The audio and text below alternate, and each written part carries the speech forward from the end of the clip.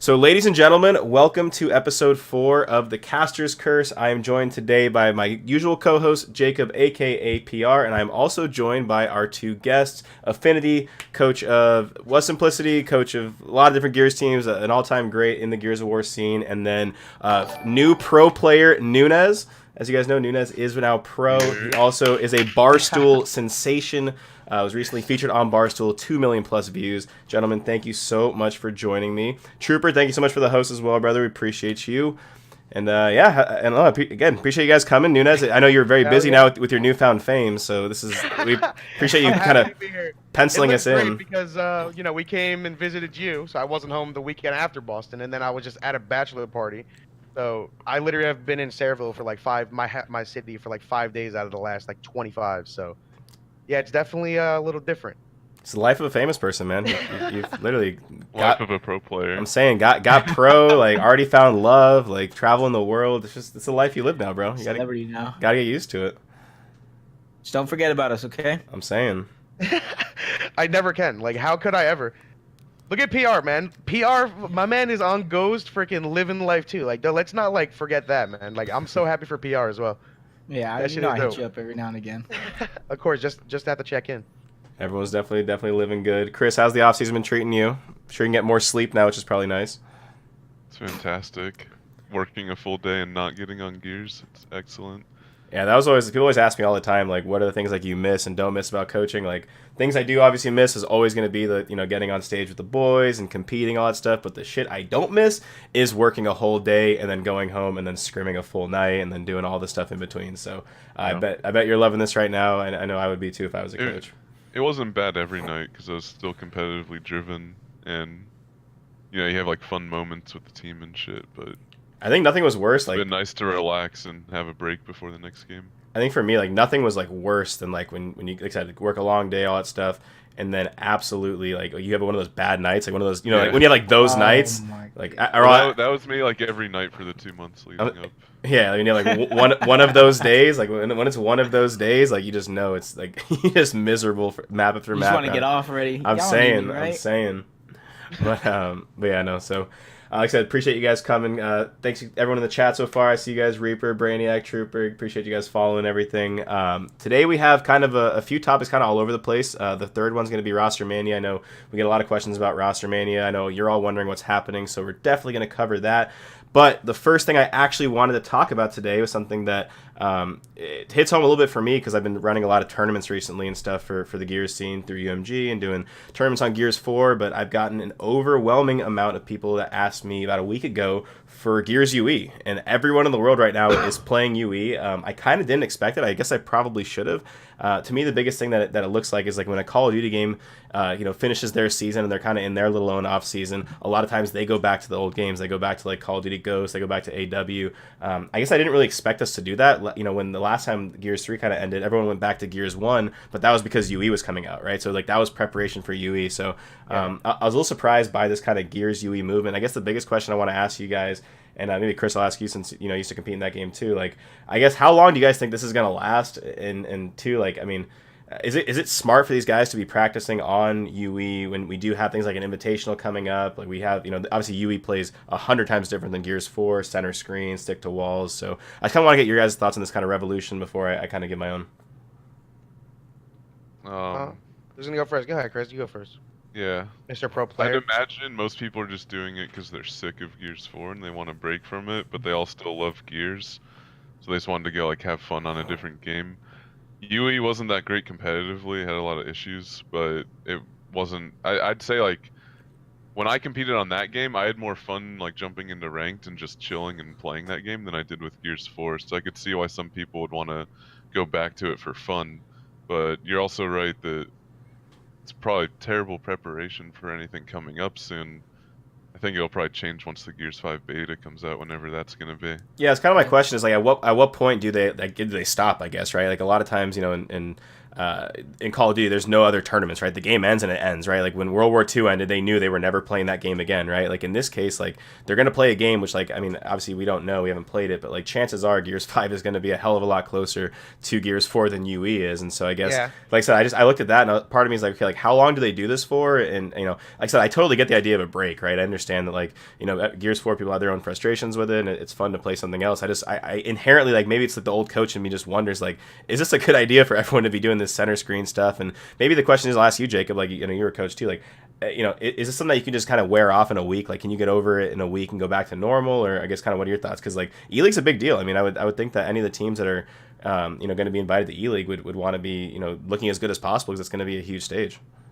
I mean, I don't think it's a smart idea if you're taking that as your track mind of preparing for E-League. I don't think it's a smart idea if people are playing UE, but on a mental aspect, that Affinity said is like there's that break. You want to have like a little bit of fun before you go right back into it. I don't think teams should spend too much more time on the game because you got to look at teams who've done it in the past. Like your team, you mentioned it, Fury for Hypestation 4, going back and playing Gears 1. All that preparation paid off. They were above and beyond one of the best teams at Hypestation 4, one of the best teams for the Pro League afterwards, and that stems from their preparation and their practice going into that new title. So it shouldn't be any different going from Gears 5 or from Gears 4 to Gears 5. You should still prepare all the same. You should stay on the game, but you shouldn't be more focused on results as much as kind of like getting back into fundamentals, making sure that you guys are being on the same page as a team, and just making sure you guys have that camaraderie and that chemistry up to par. Noonie, if you look right now, let me I'll just touch one PR. We're just saying like, so reciprocity, like Rushies, Rezik, Sleepy, Icy,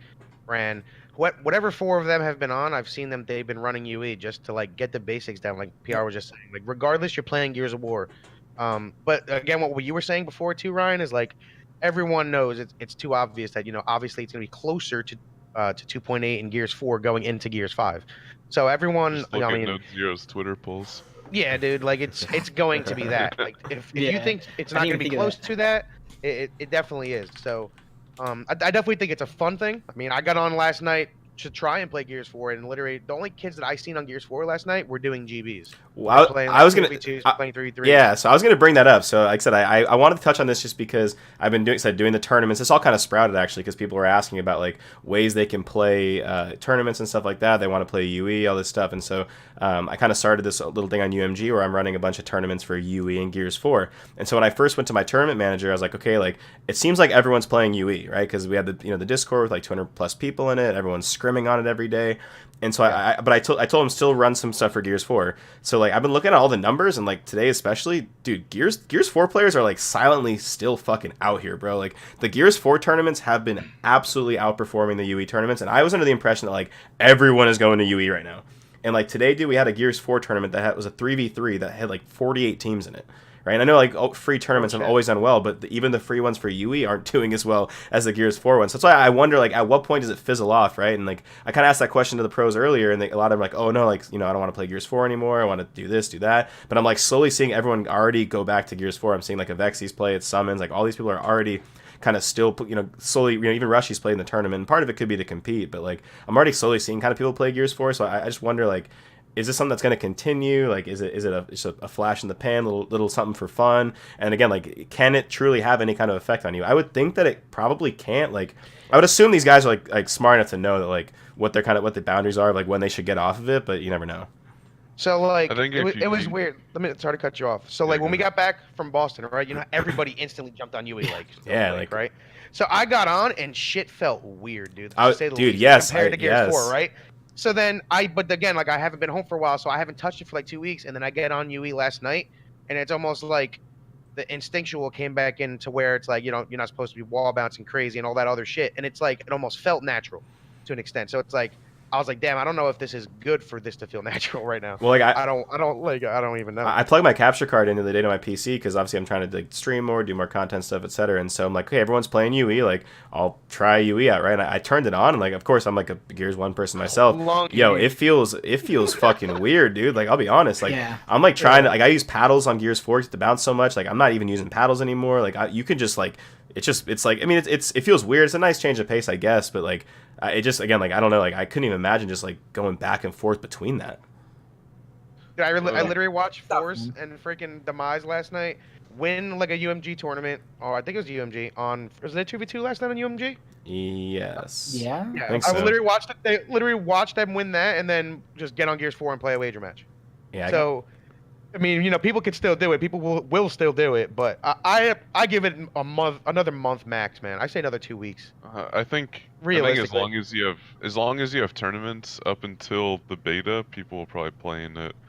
But touching on one of the other points, as far as like the preparation thing goes, I don't think it really is gonna hurt anybody if they're just playing UE now to relax, because it's not a fair comparison for the Gal 1 and UE thing.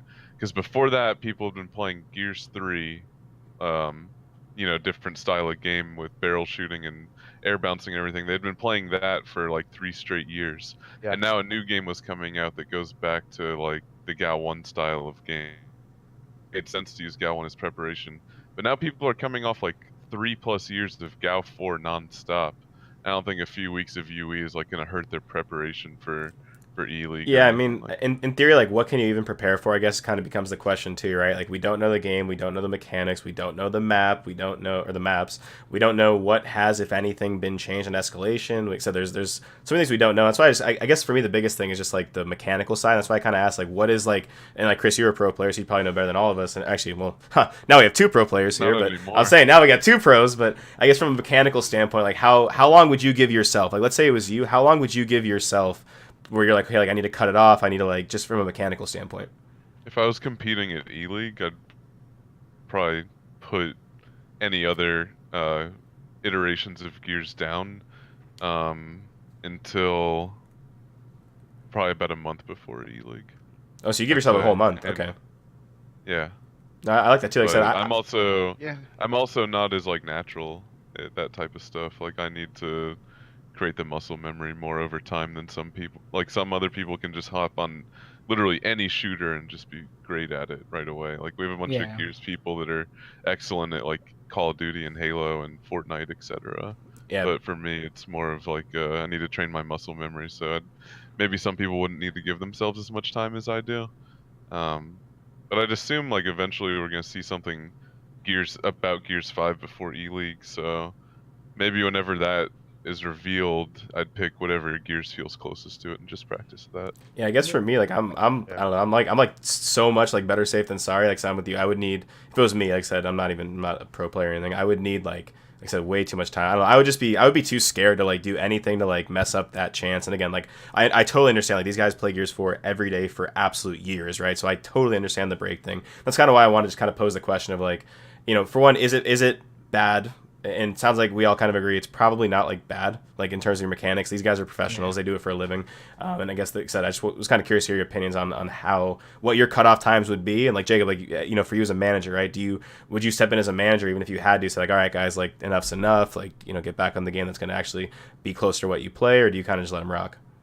I mean, I would right now I let them rock. Just let them have their fun, because it's very important to realize that even though it's a job, these are video games. You should be having fun. You should be enjoying what you're doing. So let them enjoy the game for a while. I think I'm almost on the lines of a kind of affinities 1 month, maybe a little bit more, but definitely no less than a month. Real quick, Give them proper time. Yeah, I really don't see it going more than another month, dude. I'm saying like 2 weeks, to be honest, until everyone's like, all right, bro, we got to get back on. Big shout out. We got Burger in the chat right now. Big shout out, Burger Fresh. To any of you guys see the free burger emojis, see the free burger T-shirts, the chants, whatever. That is the man himself. That's the man we're looking to free. So everyone show Burger some love in the chat real quick. And is at AMC right now? He's probably actually watching the stream from the fucking theater as we speak. But all right, so I guess, like I said, I mean, anyone got any kind of closing thoughts on you? Yeah, I don't want to spend too much time on it. For me, I thought it was super interesting because I've been kind of leading this charge of doing these tournaments, and so just for me, the biggest thing was seeing the comparisons between UE and the Gears 4 tournaments. But from there, I mean, like I said, this hits home for me a little bit because of the Call of Duty world. Like in Call of Duty, they do the same thing, and for some reason, it always seems to be Ghost, and I think it's just because Ghost was the game that was like boots on the ground. So for them, like that was like their Gears 1. Like anything where you couldn't fly is like kind of like their Gears 1. So I wanted to kind of make sure we talk on that. If you guys got any kind of closing thoughts or closing points to make real quick, just let me know. It's like Joe People- Strikes, man. He led the charge Yeah, I'll on say- getting people to play it, dude. That's true, Him and man. There's a Oscar. lot of people in that Discord, dude, and there's more. The No, there people is. in the Discord just like pickups all night type shit. Yeah, that's why I feel like we couldn't really ignore it. And honestly, huge shout out to Fatal for that. Like, he put together a Discord, and within like a week I think he has like over 260 players in it, and it's pretty active too. I mean, they're pretty. I'm seeing Somebody's like always doing pickups. yeah, pickups, shoddy lobbies, scrims, whatever. So that's been something that's been, like I said, it's cool for me. I like to watch it, right? Because I come from that old school era too. So watching that shit's actually pretty fun for me too. And I always actually liked UE. I don't know how you guys felt about UE. I'm sure playing it was probably a little different than coaching it. But like even like UE, I feel like I could always get on and like play ranked. I could always get on and shoot around, and it didn't really like bug me that's that what I much. was saying. Yeah, so like I always liked it. So this little movement thing actually got me pretty excited in the beginning. Jacob, you're shaking your head. Do you not like UE that much? No, to me it's. I don't know, man. I never really liked the clunky games like that. I never liked the super hyper wall balancing either, but I never The liked only- it. And then just UE in general, like obviously Gal 1 wasn't perfect, but like that game just is. It's to me it's The only clunky thing about it was that the shotgun just decided whether or not it wanted Yeah. to give you.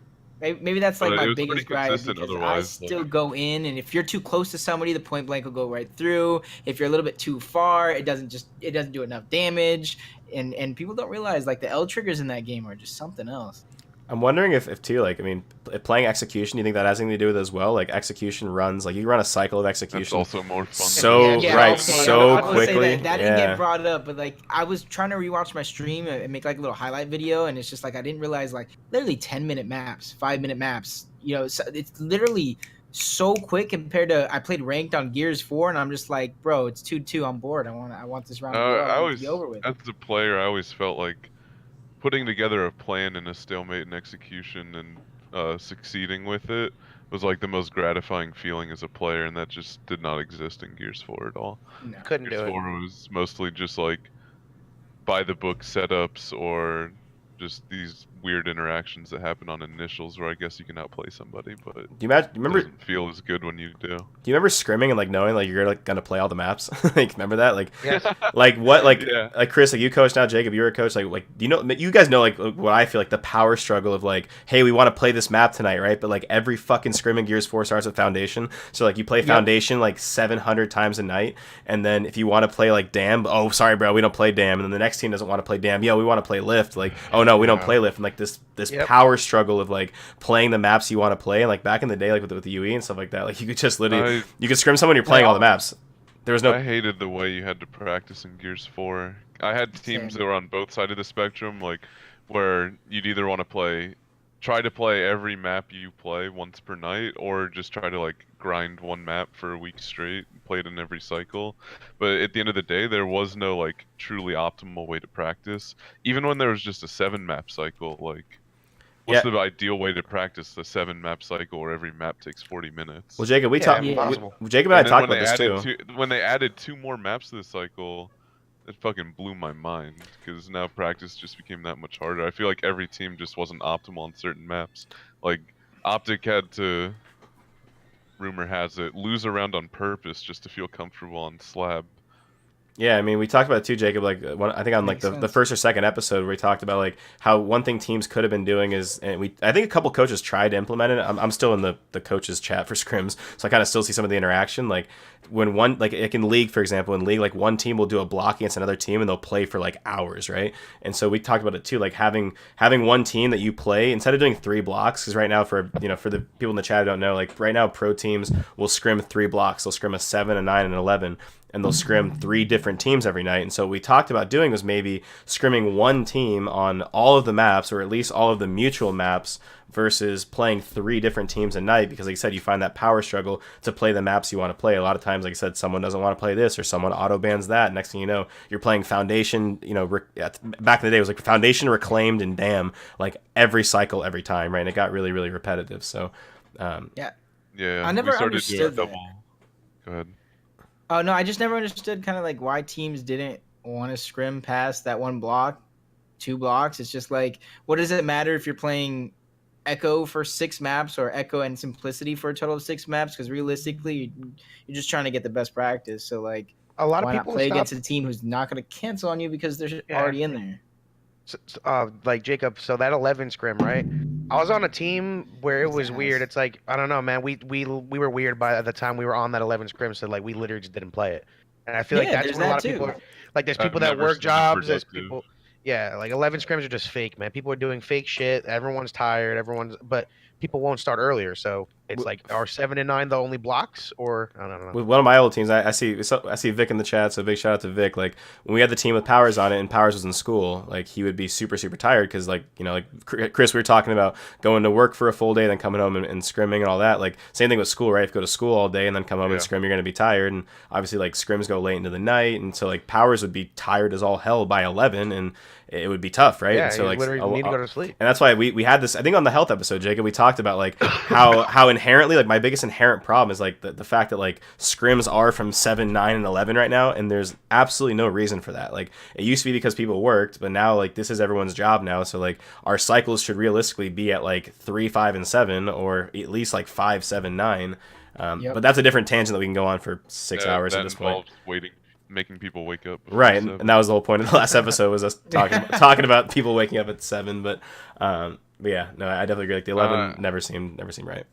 The advice I gave a couple of my rosters was to never play 11s and just like watch film or go over maps from 11 to midnight and just end on a not miserable note each night. That didn't always stick. Sometimes I'd want to play an 11 and whatnot, but I didn't always stick around for the 11s. I rarely did. Sometimes I'd stay and watch like half the cycle. But I almost never saw them be productive. It's just a joke. I'm on the same boat because I used to tell Ghost like we'll do 7 and 9. If you want to play an 11, we'll schedule it. Like sometimes we'll play an 11, but it just always turned into them just like arguing, making dumb plays. It just wasn't productive, and it's just like you don't want those habits to carry over into real practice. Yeah, and like what Excursion said in the chat, like with execution, you could do like 3 or 4 scrims in a certain block of hours, and that'd be fine. But like escalation maps are like 45 plus minutes long, and so like it's just like, for one, that's like grueling on the player. Like that shit is actually like exhausting, and like I don't care what anyone says, like oh, they're playing video games, like that shit is exhausting, and so to do that many of them in a night is tough. Yeah, to sit there and focus on doing the same thing for 6 hours is hard. Right. Like I need breaks at work. Yeah, no, for sure. But like I said, the whole practice thing, I said we could get into a different tangent for 6 hours at that point. So we did get a question in the chat, so I think it's a good way to transition, because I got a question in the chat saying that asking if Jake's coming back to Gears, like, and not Jacob on your screen, but Jacob, aka Nastty, aka the old chosen one.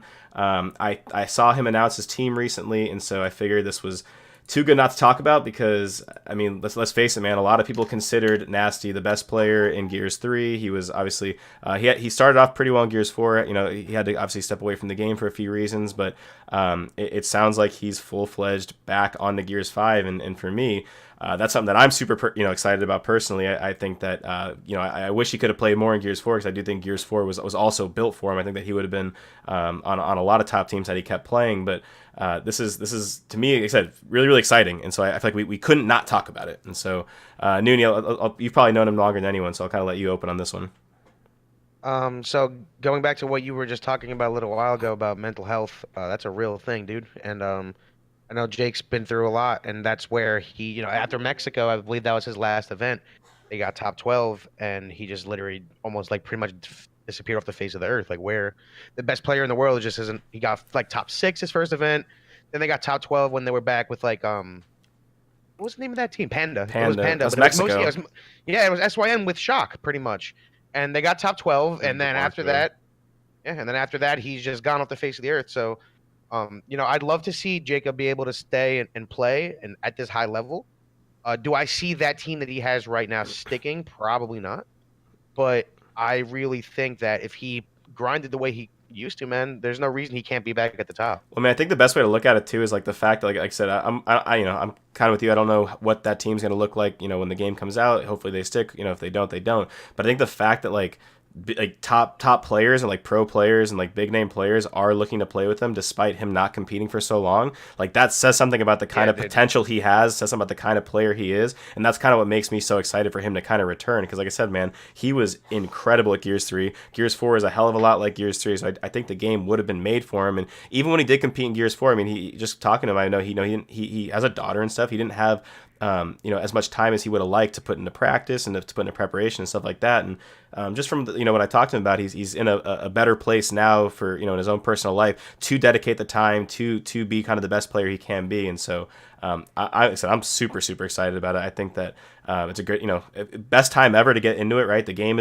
Gears 4 is ending. Right, we know how hard it is to kind of climb your way back up the game, and so I think this is the best opportunity for him, given that it's a fresh slate. And so I think if he sticks with it, the sky's the limit. And it's crazy that he's playing with Speedy too, because I feel like they're very similar players. Like they were just, there's a shotgun battle in your face. He's taking it, and he's winning it most of the time. Like that's pretty much like how they played. So I don't know. That's a good thing. Them two being on the same team can be good, but my biggest question is, will it last? Yeah, just know, guys, we're 2/5 of the way to the dream team, and so to the viewers in the chat don't know about the dream team is the team that we've comprised of people who get very passionate in the comms, and so our dream team on the mic would be Nastty, Speedy, Icy, Excels, and Eternity. I knew Excels had to be there. And then so no Rody. I mean, Rody's a different kind of crazy, I think. Okay. I want people who want hands. And so I know all those guys. I know how all those guys can get. So anyway, yeah, I know what you're saying. That's always been kind of a joke we have with Dylan and stuff about that stuff. But I'll let you guys go to the serious stuff now. Dylan would still hold the belt. Oh yeah, no. I thought you were about to get into a team that could beat Optic. I thought that's a different conversation you were about to try and get into. Oh no. I was just talking about the team that'd be the funniest team to listen to on the mic would outright be that 5. With burger coaching. 100%. Jacob, I see your lips moving, but I don't hear you talking. Okay, so that makes sense then. But I was saying, I'm interested to see how he's actually going to act and stuff, because we know how he was on LAN. He was very, very passionate, and I don't want to say psycho because that has a negative connotation to it, and I don't mean it in a super negative way. But you saw it on LAN if anybody got to experience. So I just want to see what kind of demeanor he is going to have, because once you take that break and you work on your mental health, sometimes you really just change. You might not be the same hype animal. You might still have the same skill, but he might just be a regular calm individual. We won't know until we see. That's what I'm saying. I'm very, very, very interested to see that aspect of his game, because I feel like the talent's going to be there. Noon, you got to turn your camera off. I already formatted the cameras, so you're messing up. You're messing up PRs. Yeah. Am I? My bad. No, you're good. You're good. I'm seeing some guys. Take a look at the chat real quick. Some people saying I think Excels is coming back. I'm hearing Excels will never come back. I actually, believe it or not, think that Excels would be a great. And I know I was joking about the funniest team in the comms, but I actually think that Excels and Jake coming back together would actually be. And I know Excels is doing great in Fortnite, but I think Excels would actually be a great player for Jake to come back with. Because Excels, I mean, say what you want about him, is a very, very good leader. He's very, very good at calling things out in escalation. He's like I said, he's the best floor general, one of the best floor generals out there. I'll say, next to guys like Gilbert and Fran and stuff. So I think that having someone like that kind of directing him, and keep in mind, Excel's played a ton of Gears 4 and a ton of escalation, before everything went down. And so I think that him coming back with Jake would be big. Like I said, some people in the chat think he won't come back. I don't know if he will, but that'd be something worth looking at too. He hasn't expressed any interest on it publicly, like Jake has at least. So yeah, no, I mean Jake. Go on. I haven't talked to Chris in a long time. Well, Jake announced that he's coming back with the team, and I think Chris tweeted the day, if you play Gears of War, block me. So that gives you any indication of what Chris is probably doing. I don't think. But I'm gonna be from coming from one of Chris's best friends, bro. Don't let him fool you. He's playing the game, bro. That's my opinion. You think so? Chris will play Gears 5. I would love Chris that. will play Gears. I think he'll literally do both, dude.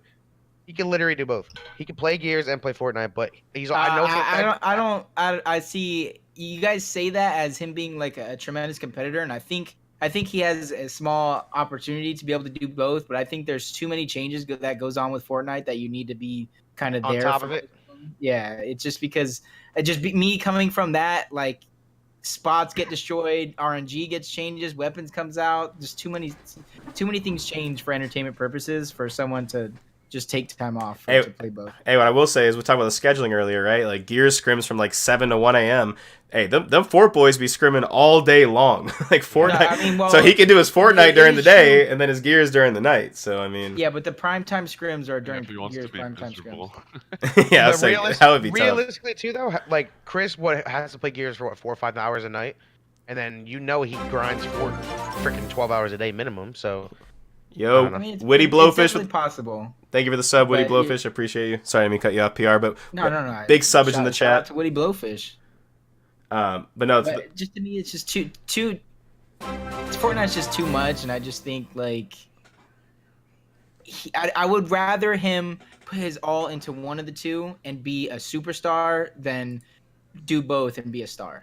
But he can, like, literally play Gears of War minimally and be a top player in the world. I mean, that's actually true. I've watched He him can literally come back not and be a play top Gears. player now. Dude, I swear to God, I've watched him not play Gears of War for like 6 months, come in a wager, and then just like literally not die. No, Like, he here's- recently just came back and was playing well. One of those people I was mentioning earlier, where he's just good on any game.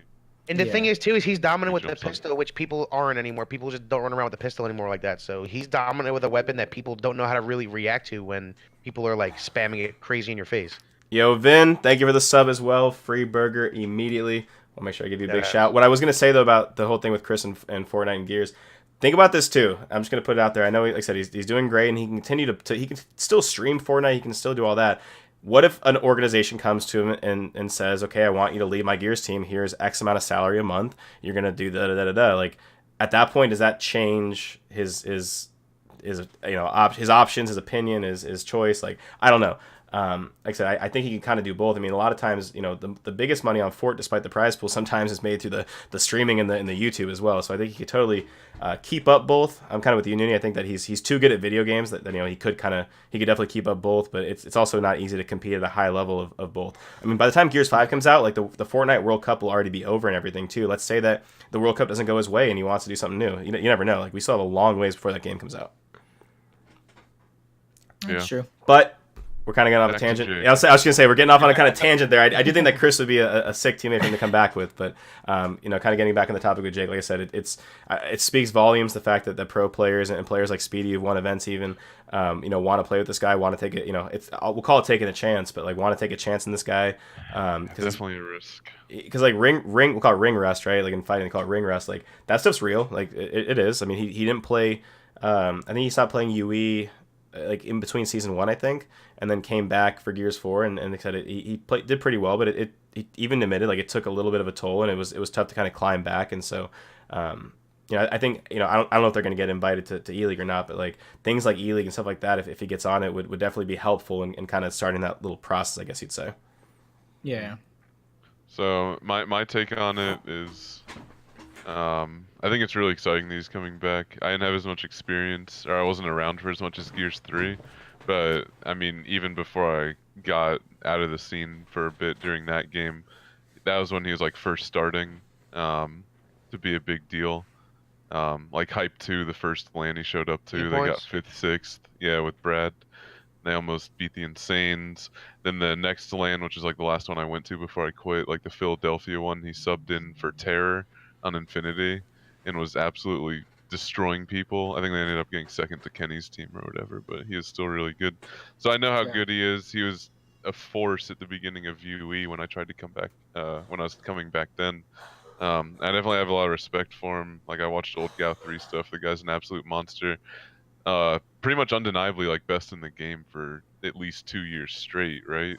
Yeah, I mean, I don't think someone would make you make the case for like praise. Some people make the case for mental, but I don't think you went to enough events to warrant that. Like, I mean, for me, it's pretty cut and dry. Maybe later in the game they like caught up to him, but there was like this long stretch where there's just no contest. No, it wasn't even close. Like, and when you have someone that was at that high of a level for that long, like the guy is just undeniably good at Gears of War. Yeah.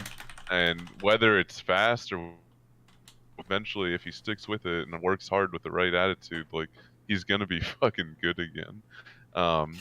And I don't think anybody should like sleep on him just because of the fact that he took like 2 years off or whatever. I know it's hard to justify playing with somebody that took that much time off, and it might be seen as playing with them. Maybe in the short term, sure, but in the long term, as long as he has the right approach, I think it's gonna pay off for whoever decides to stick with him. Or maybe the team that he's on right now will end up lasting, and they'll become a huge threat. I mean, you gotta think about it. Like back when he was still playing at a high level, he's the reason the people that are winning now weren't winning back then. Like literally, he's one of the main reasons, like the main reason. Now, Yeah. I wanted was to literally add him. too about like his play style in Gears of War 3 was the play style that we're seeing now as 100%. well for the most part. He Like, was a psychopath. He was ready on to your fight screen, fight it. everybody. Yeah, so like coming from, and I'm going to use you as an example. Affinity, you took your Gears of War 3 off for the most part. You came from a Gears of War 2 style of game into kind of like Gears of War UE. Those are two different play styles for the most part. Him coming from Gears of War 3 with that playstyle, and it's already very similar now. So he already has the tools for success. So it just needs to grind it out. Yeah, I just remember even watching him at that Hype 4, that first UE LAN. Like online, he didn't look that impressive going to the event. That whole team didn't. I didn't know anything about Icy either because he peaked late in Gears 3. I didn't know anything about him. And I just remember watching like Icy's hitting every single headshot with snipe, and Jake is just pushing like every fucking 1v1 and shitting on everybody. And every single match in losers bracket, he was just playing like an absolute freak, pushing everything and winning every fight. And I was talking to Kenny a while ago just about Jake as a player, and he was telling me stories how back in Gears 3, like teams on Clock Tower, there at a point like the meta was to do 3 up top, 1 down low for the 1v1, and he said like teams were literally scared to send someone low against Jake, so they'd either do a 4 up top or a 2-2.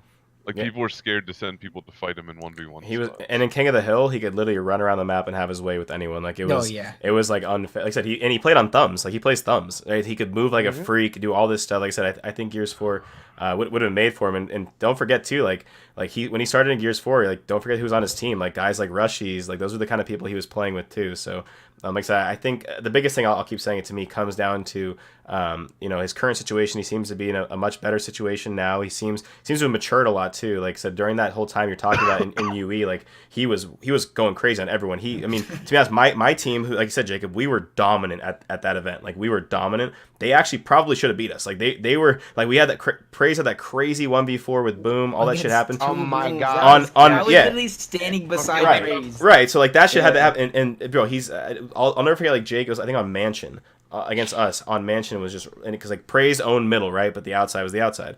Or sorry, Praise on the inside fight, but the outside was the outside. And Jake would like just be around the statue smoking us all, like smoking my whole team, right? And like we were like the dominant team, right? And like I said, like no one thought, I'll be honest, I didn't think that much of them. No one thought that much about that team because at that event they were thrown together super last minute. Like the SYN guys weren't sure if they were playing, and then all of a sudden Jake said he's playing, and then they pick up Icy, and like if you guys remember, like Icy got dropped from his team from Vex, because and Nick will tell you, like Icy was the worst UE player when it first came out because he hadn't played the games like that. So like he was really, really bad at UE, but he put a ton of time in, and when that event happened, he was ready. But yeah, I'll never forget, like I said, like he was insane at the game, and if he's in a better spot now, and it sounds like he is, sounds like he's matured a lot. He's like I said, like Nooney said, he's gone through some stuff. Like you kind of grow from that, and if he's in a stable spot, man, like I don't see any reason not to take a chance on him. You know what? If it's somewhat high risk, high reward, sure, but like you know what? So was picking up Solars. That was a really high risk, high reward situation for us, right? Yeah. And now look at him, right? Like we picked like or Optic picking up summons. Powers was a 16-year-old, yeah. True. Optic picking up summons, right? Like all sometimes you have to take these risks, and there's so much money on the line right now, and so much on the line, like it's worth it a lot of times. And if you get burned for an event, you get burned for an event. You know what? There's X amount more in the season, and things happen sometimes, right? And so I'm totally with you guys. Like I said, any team that ends up with him is going to be in a good spot. His current team right now, like I said, is really good on paper, and I think as long as his teammates are willing to know what they're getting themselves into, like know that like he hasn't played escalation in a while, like he hasn't played the game in a while, like and let him grow and grow with him, like they'll be they're getting a potential top 5 player in the game. Like that's just like you can't tell me otherwise that he doesn't have the potential to be a top 5 player in the game. Yeah, I think he does. I 100% think he has the potential as long as he sticks it out. Right, and that's what it comes down to. It comes down to him more than anything. Like yes, he needs to be dedicated, man. If he is, it'll be scary, dude. I'm telling you. Yep. He comes from the generation of Gears 2 GBs playing all day. Like he comes from he literally does. He comes from the generation of 18 hours a day. Like the actual grind. Like people like, oh, I'm grinding. Like I just want to win. Yeah, I remember running into. You do not French play the fries. game 18 hours a day. Yeah, French Frillies. I remember running into French fries. Hey, and Nasty X, bro. ranked their GBs, and he was like ridiculously good back then too. You know what's crazy? At Gears 1, he low-key sucked. Like he actually sucked. Then Gears 2, he didn't get it for like a month. Then he got the game. He's naturally the best. I swear to God, I remember playing GBs with him like when the game actually came out. He got the game a month late and it was amazing. Yeah, I actually forgot, Chris, about you mentioned the first event with D points, like the first event that a lot of those guys like showed up for. Yeah, like I think that was Yogurt's first event too, right? That's the first time yeah, the it was. GB Warriors actually pulled up. Like GB kids actually traveled that event the first Even time. Strang had been to No, Gears 2. Ben went to Gears 2 yeah, events. Strang was at Gears 2. Anaheim, right? Was that the only one? No, he went to Dallas, Yeah. Anaheim, Columbus. He went to all of them, or like not all of them, but he went to like I think the second half Good of the majority. season. He went to 2 or 3. Yo, Shady saying lock up Burger and throw away the key. Shady, lock yo ass up. I remember it hyped too. Jake standing up and dangling his controller on Mercy when teams were camping it out. He's just always been like one of those showman type players. Yeah, no, It'll be fun. It'll be fun if he's still really energetic like that on land. Yeah, I mean he's like built for this whole like like the fight night, like the UFC style stuff that we kind of like morphed into. Like that's him. Like that's he used to be one of the guys talking crazy before they told us to do it. Like that's true. They told us. So I'm reading the chat right now. We kind of just did it. We kind of just did it too, and then they told us. And it's like, all right, well, you guys It's want that acceptable. shit. Like, oh yeah, that's all I needed to hear. No, definitely. Well, I guess, like I said, I think we're all in agreement once again that we're all excited for it. Has anyone kind of got any, I guess, closing thoughts, ideas, anything that you think involving the comeback in Nastty? Like I said, it's a really, really exciting thing. It's good for the game. It creates another storyline. Like there's definitely a ton of things that Coalition can do with the story. There's, like I said, we have like one of the best content teams out there. So I think that they should latch onto this too and kind of follow his story and follow his comeback. That actually could be a great story if they pushed it. The whole SYN thing, you have 2 players of it on there. Vic said in the chat, we can't talk shit no more. That's because Vic is a certified criminal at events. You can. It's just you need to be. Howard set the line, set the example on his ass. Saying the youngest guy youngest guy in the venue getting smoked. The first one that got. Luckily for him, it was like 6-2. They were up 6-2. Flagrant foul on him. Yeah. But I mean, he came back on that round. That round was a quick round number 13. I remember watching it just because like it was the first time it happened. The last thing I want to say about Jake is if your jersey isn't green, you shouldn't overlook him. That's it. Yeah, I mean, shit. Like, I'm not Optic shouldn't worry about anyone at this point because they're just smoking everyone. But even then, the most common thing we get asked on this show and in my stream is like, who are the players? Like, who are the 5 players you want that could beat Optic, right? Like, who are the people that could do it? And we always try to throw together these rosters that sound like they could do it, like. That, and I'm not saying he's Superman and can do it himself, but I'm saying like that's another caliber player that like could be like in the next title someone that could be toe to toe with those guys, because you know what, in Gears 3 he was toe to toe with them too, and in the same kind of style. So that's another exciting part of this too, is maybe that's one step closer to someone kind of equalizing the competition at the top a little bit. Yeah, I hope so. I mean we sat there and got beat up by Optic for 3 straight years, so. Maybe it's time to try something new. Right? Don't overlook this guy. Yep. Alrighty, well. He's the savior we need. Since we're kind of like literally talking about rosters and all that stuff, that's a good kind of segue into our third topic, which I know everyone is kind of slowly waiting for. And it's kind of starting to happen. It's starting to trickle in. Rostermania is somewhat upon us. There haven't been a ton of confirmed changes, but you can kind of just based on look at your timeline and just kind of talk. Like you can kind of see what's happening. And the one we'll start with, I know that is Mazer, because I saw Crushmo obviously tweet out that he is a free agent and then later on be announced to be on a new team. And so I guess we'll kind of go kind of team by team, because some of the changes are sort of confirmed, and some of them you just kind of, just from being around, know kind of who's breaking up and who's not. But Crushmo leaving Mazer, I mean, I thought that Crushmo gave them kind of a new look. I mean, time and time again, we talk about that team kind of showing up on Friday and Saturday looking really good, and then Sunday always seems to kind of slip out of their hands. And I thought, it was Crushmo and Lava that they added between events, and I thought that gave them kind of a good look. And so kind of wondering what Mazer's going to do. I think that, so do they go back to kind of one of their own that they've always been playing with, because they kind of have been in that same circle for a while? Do they bring someone like Sneak back, or whoever they used to play with, or kind of what happens with them? I mean, I wonder if that team sticks together. I mean, what are your guys kind of thoughts on Crushmo leaving that team? Because I thought they actually looked pretty good. I think if that team had stuck more and had maybe a couple more events together, they would have probably improved. I mean, their first event was pretty good together in the grand scheme of things. They did look good, actually, especially with Lava too. Yeah. Yeah, Lava looked like a new person that event, honestly. Like that was probably Lava's, if I had to guess, probably Lava's best event of the season. Yeah, but you Yeah. were saying like, is Sneak gonna go back there? I don't think so. Do I think that team sticks together as far as like their boys? Probably.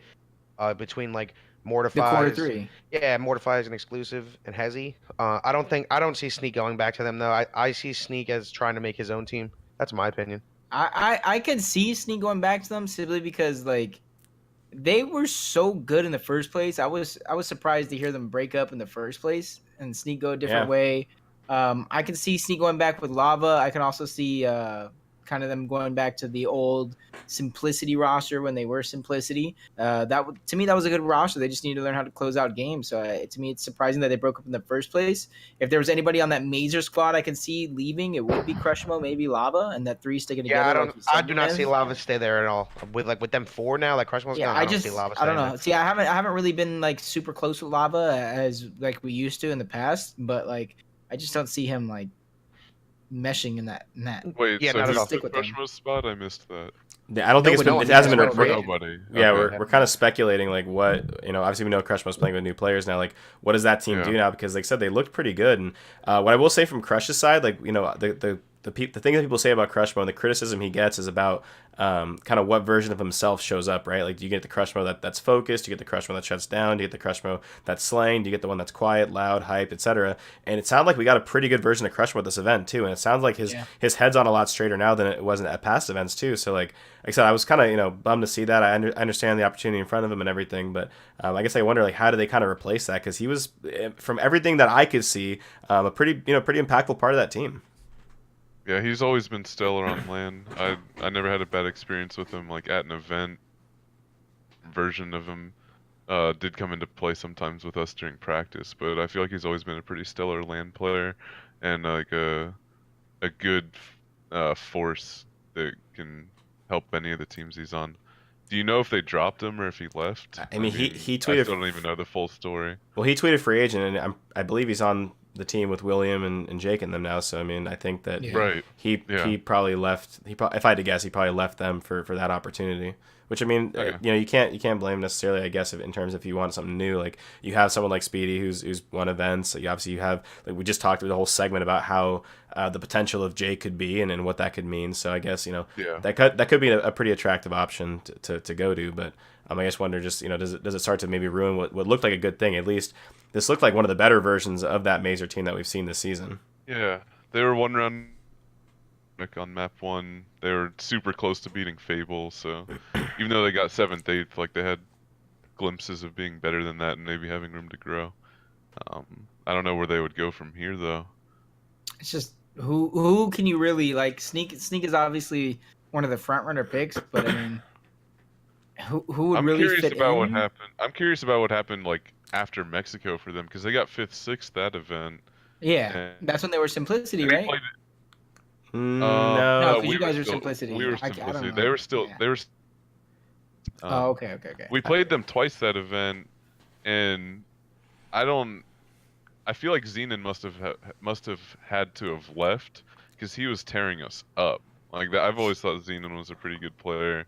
He was playing really good on that team, so I don't know how like their original roster change went down. Maybe he would come back and crush his place. When they had speculation. When they had Xenon and Firearm, that team beat my team in pools at as New Orleans. That was my only pool play loss ever was to that team. Like Wow. literally, yeah, Really? yeah. Like they were good. And Like they said, break up. but we talk about them like that was on a Friday, right? So like they always look so good on Friday and Saturday, and then it's always Sunday that always something seems to happen. And we thought with this new team that we get kind of a different look, right? Like kind of a new face. You got guys like Crushmo and Lava. Lava's obviously won events before he's been there, and they looked better. Like I said, they were very close to beating Fable. But they did kind of fall short. But at least I guess I came out of that event with that team like having more hope for them than I had at prior events. Like normally I come out like okay, like they always blow it on Sunday, whatever. I came out of this event like that team actually looks pretty good. Like they actually look like they're like an event or two away from like kind of breaking through, getting better. Of course, if they stick it out, but. I guess that's kind of few and far between when it comes to Gears teams at this point. I've had a conversation with Sneak actually. That's what I was saying before. Like I don't see him coming back. Is they got the same placing so many times in a row. They're just sick of it. They can't get to that next level as a team, and they've come to that conclusion. That makes sense. That's literally why Xenon's not on the team and why Sneak is not on the team anymore. Just they're boys and of course they love each other and shit, but they can't get to that next level. And that's why Sneak took the opportunity to go and play with Speedy for the last event. Yeah, I mean, Okay, I guess makes sense. I guess we could talk about that team next, just because I think the most obvious team change of all time was going to be that team, and I know they're starting to kind of go their separate ways now, but I don't think that team was, we knew kind of from the start wasn't really going to work out much. I guess the question for me is probably the most out of that is obviously we've seen where a couple of them landed. I guess the biggest question for me is like, where does Toy go next? Like, where does Toy kind of fit into this whole mix Who now? knows? And I see Nova tweet about him, dude. That Nova tweet about him that hurt me, bro. Like, yo, like. I don't know. He won Toy titles hasn't in fallen. UE Yeah. and Gears 4. Like, what the hell? One of the few people to hold a trophy in that game. Yep. I don't know. And it's just, But In did he either fall game. off? Yes, but Toy can still shoot his weapon, still shoot his damn gun, dude. I don't know. I don't know And- where he and- ends up I though. think he just needs the right people around him. Exactly. He hasn't had anything close to the caliber of players surrounding him ever since getting dropped from Echo. Did I think he was falling off before having been dropped? Yeah.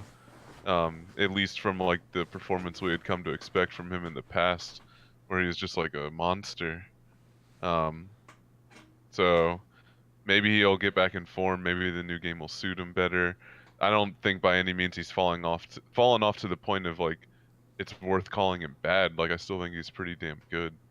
And it might just be like a leadership thing. It might be a thing like he just might need a very specific mix of players for us to see like the real Toy again. The leadership thing is funny, just for me personally, because like the whole time when he was on our team still, the comment we kept getting over and over and over was like, Fran needs to let Toy off the leash. Like we had this like he's running out of spawn. Like Fran is grabbing his hair out of spawn, right? Like get the fuck back here, right? Like It's just What are you third-party armchair. no, I know. Idiots. It's right. It's just funny hearing that because like the whole narrative is like, let him off the damn leash. Like let him do what he wants. Like let him run around free. Like he has some kind of fucking collar on him.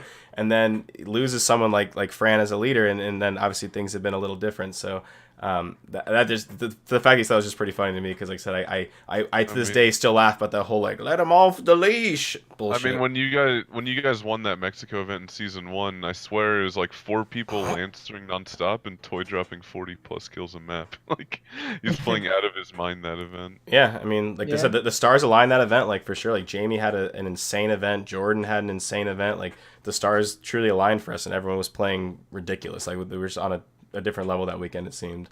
But like I said, Jamie We've seen Jamie play like that since, just not consistently. Yeah, I mean, I will say just from being on it, him being on my teams, like he's in his own head a lot. Like his problems, like you said, aren't. I was actually just a question. Is it a mental thing? Yeah, no, 1,000%. Like his thumbs didn't like fall off, right? So like his mechanics are still really sound. He just gets in his own head a lot, and that affects an escalation. I mean, like I said, so many players are skilled now, right? Like there's so many players who can do all the fast wall bouncing, all the crazy reaction shot stuff. So like a lot of times, like your decision making can be just as important as your mechanics. And so when you get in your own head, that affects your decision making. That affects the way you roll out of spawn. It affects so many different things. And so things like having sensitivity crisis mid map. Like I think that the new game is going to be a good fresh slate for him as well, similar to that. The way it's going to be for Jake, because like his player stock was kind of starting to drop, and I don't necessarily know if it was rightfully so, but like I said, in esports, man, especially in console esports, like when your player stock starts to kind of fall down, man, it gets tough. Like it is really hard to gain back sometimes. You have to do something really, really crazy. Well, that and after getting dropped from Echo, true. there was very few teams he could actually go to where he can continue to perform the way he was. So that's kind of like that mixed with, I think a lot of teams got worse as the season progressed, and it only looked a certain way. It's because so many of the teams got worse. So that way it was more competitive. And you can kind of see it how teams got worse when they finally went up against Optic, you know what I mean? Or they went up against teams like Reciprocity or teams like Ghost. You could see the true level of difference within a lot of these teams. And I just feel like Toy didn't have the kind of like what you said, the supporting cast around him to kind of keep up those elite level plays or the elite level stats. Like, because as you go, you have your Optics who can cross everybody well. And then you have those next top 4 with like Ghost, Reciprocity, Rise, who can who can cross. But as you go down the tiers of Europeans teams, are better than Yeah, us. I was about to say, dude. well, Yeah, I mean, you literally. can even throw them in there. But as you go down the tiers of Yeah, teams, you it's do like throw them in there. Yeah, dude. Europeans are top 4. There's no way well, they're not. I'm mainly talking about like the teamwork and the crossing, and then the way they view the game is just completely different. They just don't have that grasp of what they want to do as a team, and I think Toy needs that structure, and he needs to be the controlled chaos within a structure. Yeah, and like I said, like Chris said, having a leader is really, really important. Like having someone that like, I guess like I said, directs you and like can keep your mind, like where a player like Toy, like a Slayer, can only has to worry about like getting kills in the map. Like when you can put that mindset on, like things are so much different. Yeah, another like general misconception I want to squash, because I feel like Toy particularly is like super affected by this whole like people falling off mentality or not being good. At this day and age in Gears, like the full 5 matters so much more than it ever has in the past. 1,000%. And there's this huge misconception, I think, because of how individually talented all the members of Optic are.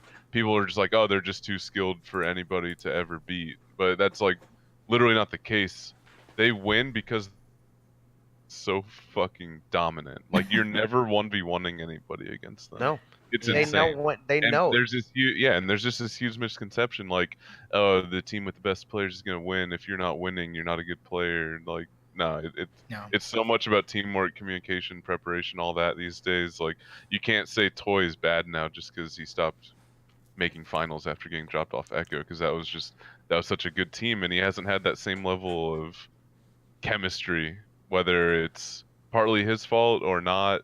I mean, a lot of it is just natural at this point. There's some things you just can't teach.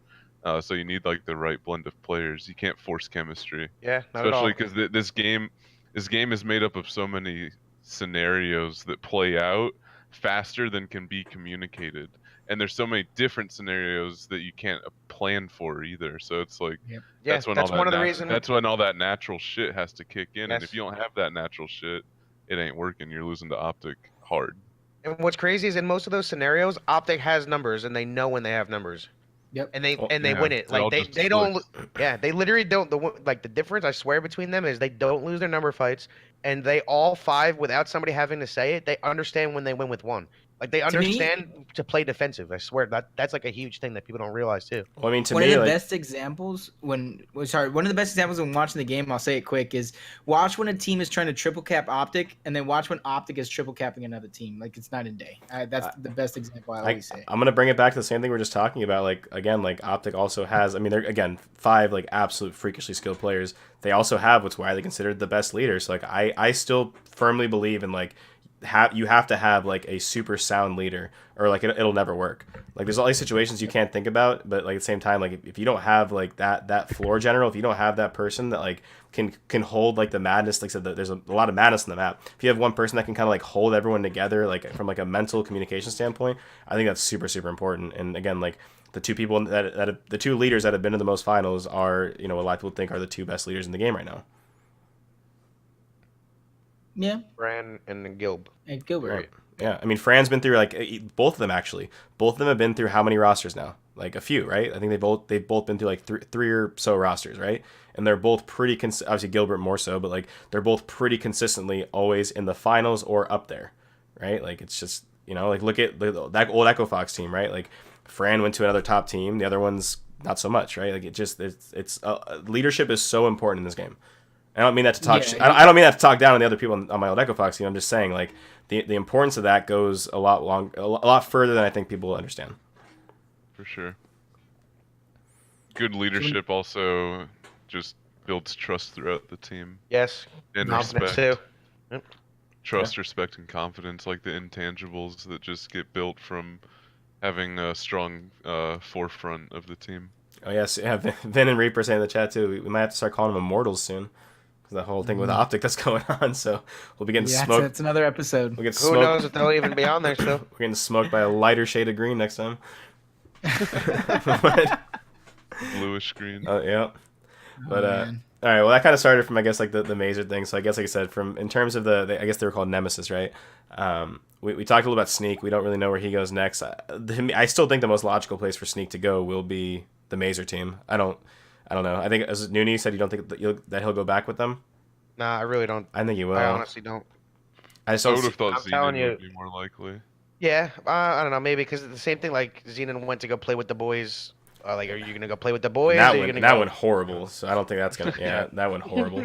I think no matter what, after E-League, it's just going to be a whole another Rostermania. Yeah, that's Oh, yeah. true too. And then when Gears 5 comes out too, like that's why Eternity was tweeting yesterday about like how everyone's making shit, dude. Some of these teams are very fake. They're just not going to Yeah. last because just the mentality for these Gears players just like is just so crap, and it's just back then when players are playing for pennies, it's like you actually wanted to win more than you want to win now. It's crazy. I don't At want least to toot my own that's- horn, but like me and Dylan tried to make very sparing roster changes for like over the course of what with you in Gears 4, and I just don't really see that anymore with anybody. Yeah, That was everybody like just the wants old next best thing. mindset. And we came back after not playing for 3 years, and I mean, top 6 is still pretty shit, but you wouldn't expect it for people that were like that out of the loop. Yeah, I mean, I don't know. Sticking together pays off, especially for these people that are probably more talented than us. yeah, They we stay obviously for whatever reason. we after the season we did. I mean, our old Envy team, we stuck together the entirety of the season. We're still to this day. We're still to this day, I believe, the only team to stay for an entire season together. Even with Optics Dominance, they've made roster changes and stuff like that. So no, I agree with you. I always say I feel really lucky that I haven't had a super long list of teammates in the past when I coached. Like I always had teams that for the obviously I did make a few changes along the way, but like my list as a coach of players is shorter than I would say most people could probably say. So I was always pretty thankful for that. Yeah. And I'm seeing in People the chat. think of every event as like the event instead of it being a season. That's how I see it. Yeah, I mean, I guess this season should have been 2 seasons. We should have had season 3. this was a long ass. This was a long ass Literally season. had the This is same- not a season. Yeah. This is a year and a It half. was so long. It really was. That shit was really long. Actually, was it almost 2 years? Or was it like a year? It was a year and a half. December 2017 was Dallas. Wow. No, that was disgusting. November because that was Thanksgiving. Oh no, wait, that was Columbus. That was season 1. No, it was I'm December. Yeah. I'm fried. It I'm was fried. December. It was like Yeah. it was like 3 weeks before November if you count the Dallas- regional. Well, listen. So Dallas was in December. But Yeah, it was December 2Ks 1st. for Actually. 2Ks for the game started in August because there's originally supposed to be a Mexico event that got canceled that Oh October. yeah. Oh shit. I totally That was forgot. actually- Oh my god, this season was way too long. Yeah, it was like a year and 8 months Oh at least. God. Real quick, since we're talking about the long season and all the events, am I the only person that wants to go back to Europe? I might be the only Probably. person in Gears of War who wants to go back to Europe. Dude, I Maybe. fucking In love Gears Paris. 5, I think Paris was one of my favorite events. Period. I played like Yes. shit, but the trip, everything was there. Like, I don't Yeah, know. all It my felt teams, right. all my teams got smoked on European soil for some reason, but like, I still love those events. Like Paris was one of the best events, but because the New Yorkers couldn't eat their chicken fingers, like we never went back. I love that. Dude, event. I'm not kidding. I went with a pickup team, right? Like we played with like me, Letnek, Toxicity, Shadows. Shadow. I don't even know who's the fifth. I don't remember. Jackal. It was Jackal actually. Was it dude, Jackal? Yeah, because bro, there's literally no one. We were the only people that paid out You of guys pocket played to with go to the 2 tournament. fans? Literally, we played with fucking a streamer and a That's fucking phone. awesome. Because we're the only ones that paid out of pocket. So if you weren't there sponsored, you weren't like from the There. United States. Literally, Yeah. you weren't there. Not even kidding. That was a real thing. I'm seeing in the chat right now people talking about like Rezic and Reciprocity making a change, and I mean, like I said, I've we've been kind of on record saying like if someone were to go, like he probably would be the odd man out, but like at the same time, man, like Rezic played really well on Sunday. Like Reciprocity had a really bad Sunday, but Rezic had a really good Sunday. So I don't really put that I don't put that pass event on him very much, to be honest. Like they looked amazing on Friday and Saturday. Like they didn't lose a map. They looked incredible, and then they looked like actual dog shit on Sunday as a team, and Rezic was playing really well. So like like I said, I do agree. Like if someone were to get odd man outed on that team, right, it would probably be him. But I don't put any fault on him for that event. Kev is stellar. He was always solid in our at events when I was coaching him. I do know I do know that his practice is tough sometimes, from what I understand. Not always his focus and things like that. But I mean, in terms of at the event itself, like he played well to me. I guess the question becomes like, sucks because like a lot of players play well and still lose. that's the thing. Like the court of public opinion is a rough one. It's all about the team. And then you have the All about backdoor. 30 kills. Then you have the backdoor politics of like I played so well, I went off. This person sucks. Pick me up. I'm in this group. I'm in that group. Like Yep. there's so many. That 40 happens way kills. too much on this game. Right. Like I it's yeah. So until we have like true stats, it's always going to be a little interesting. I mean, obviously like the cream. I'm a firm believer that the cream always rises to the top. Like I do believe that. I think like Powers is a great example. Like the kid he wasn't in any like He's actually different. well, he on wasn't the any map, dude. like was he in our click on Echo Fox? We picked him up. Like no. Was he in Optics like click when they found him to play 2Ks with them? Like no, right? But the kid is. I mean, The He was- optic one maybe. Bro, The optic Yeah, one maybe. kind of like a little bit because he was with like he always showed with those kids. Like he was on the come up when you guys got. what I'm saying he was not in our like I didn't know his first. Not you guys. I didn't know his first name when we picked him up, right? Like like right, like M Powers, and his name starts with a V. So like I didn't know, like so I'm saying like that the whole the click thing. I'm a firm believer the cream rise to the top. I just think he's a good example of that. But it like I said earlier, player stock, man, it gets tough, and like because people know that like it's all about making yourself look better than the next guy, like no matter the circumstances. Yeah. And then from there, who believes you and who doesn't. See, that's the problem. To touch off what Chris was saying before about like this game mattering, like it means the most to have all 5 players, like even a one bad link. You could have one person that's playing selfish, like just trying, like, oh yeah, I got 40 kills every game, dude, but like that's not good for your team. So then that one person, yeah, he's putting up numbers, but it's it can be to an extent. But like when someone's trying to do that too much, like that could be a bad thing as well. Yeah, I've definitely seen that happen. Leaving I've definitely positions seen to chase a people. kill. Yeah, I've definitely seen people do that. Yeah, no, for sure. Or going off and getting 2 kills and then upping the third one. Oh my, Gears of War, dude, you can't make that shit up. You got to make every montage. Momentum is a thing. Yep. Yeah, but if you- montage clip. That's what separates Billy from a lot of people that have like close to as much gun skill as him. Is he'll like pop off on 2 people and then literally stand still on the third one and force an air. Yeah, Yeah. literally like They're already pressed That's the A that button. real patience. he like brings the most intimidation with like the least movement, like the least amount of like It's mechanics. I'm telling you. It's exactly it's like crazy. Praised was on UE. Praised was super defensive and would force you move without even doing an input.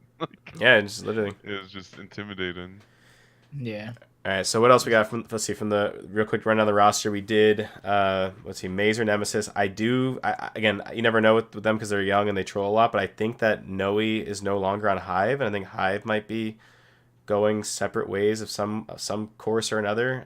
Again, it could be a troll for all I know. So if you guys are in the chat, please correct me. But I guess for that team, I guess, are you guys surprised to see them break up, or if they are breaking up or making a change? I always kind of thought that would be one of the teams that like had a better chance of staying together, just because they kind of are like They're all friends. they're all boys. Actual boys. It's the group of young guns. Like they're the future. Like I still believe those kids like some of the future stars. Like I'd be a little surprised if they all kind of went their separate ways, or if they made I guess maybe even more than one change. And again, is one event enough to make that change for Noe if they dropped him? If he left on his own, then is what it is. But is one event enough to make that change either way? Who knows? I definitely see Force and Demise staying together. That's just my opinion, just because they're boys, and I feel like they're both like a little just at that level of like where they can be and where they should be. They don't. I feel like they're not content with where they are, type of thing. Even though they're playing with their boys and they feel like they can probably make it with their boys. I don't know. That's just my opinion. Those two in particular had a very good event from what I watched, and especially even at Which past ones? events. Demise and Force or TJ. And Force. Oh, they're Those two definitely- are they're nasty. hitters. I Force just for wish they me would. Has always been the best one on that team. He's really good. I think. Bro, I've said the same thing, but everyone's praising Demise on Bro, LAN. that Supposedly kid, Demise that on LAN kid, is, yes, like, that going kid nuts. was He's going insane. He's insane. bro. Yeah. That kid was going nuts that event, and he was doing the same thing at other events too. So either way, I mean, we're arguing at the two best on a team full of crazy players. So like, I guess if that is a duo, again, people in chat, we have no idea what the exact situation is, but just we can kind of gather from the TL, like if that is a duo, like I mean, to be honest, man, like that could be if some of these changes go down, like that could be a duo that like a veteran player picks up, or a veteran team or a group of people who've been around pick up and can do something pretty cool with, because like those are two players who could probably learn the most from veteran leadership and can learn the most from players who can kind of help elevate their level, because they're already playing so well as it is, and they just started going to events. Like those kids are really young. Like I think, They've literally been to 2 events, I believe. I think their first event was like Nimbus with They New went Orleans. to- New Orleans They went together. They went to New Orleans, San Diego, the Invitational, and then this event, right? Okay. Yeah, so like I Okay, said, San Diego. Yeah. So I just wish they would have from instead of an overall splitting up, team. pick up a coach, a veteran coach. yeah, Who was their coach? I don't know, but you should have. That team would have Proceed's been. older brother. No, yeah, and I don't know how much he actually coached them, other than I believe Hive is his, like that's literally his team. That's something he created, so I can understand why he was standing behind him because I don't think he was there with them at first. I think he was there after a while from the event. I'm not sure, but I just wish they either like if Noe is gone, pick up a veteran leader. It's really gonna teach Yeah, you guys. Pick up a veteran coach, but like to me, a splitting veteran up's leader not would the help more answer. than a coach. Yo, Chris, yeah. Chris, you about to make the return and pick him up? What's up? What's up? As a player. You're Yeah, the veteran leader. I'm saying, Chris, there you go. Yeah. All right, you guys called it here first. If anything's back on Hive.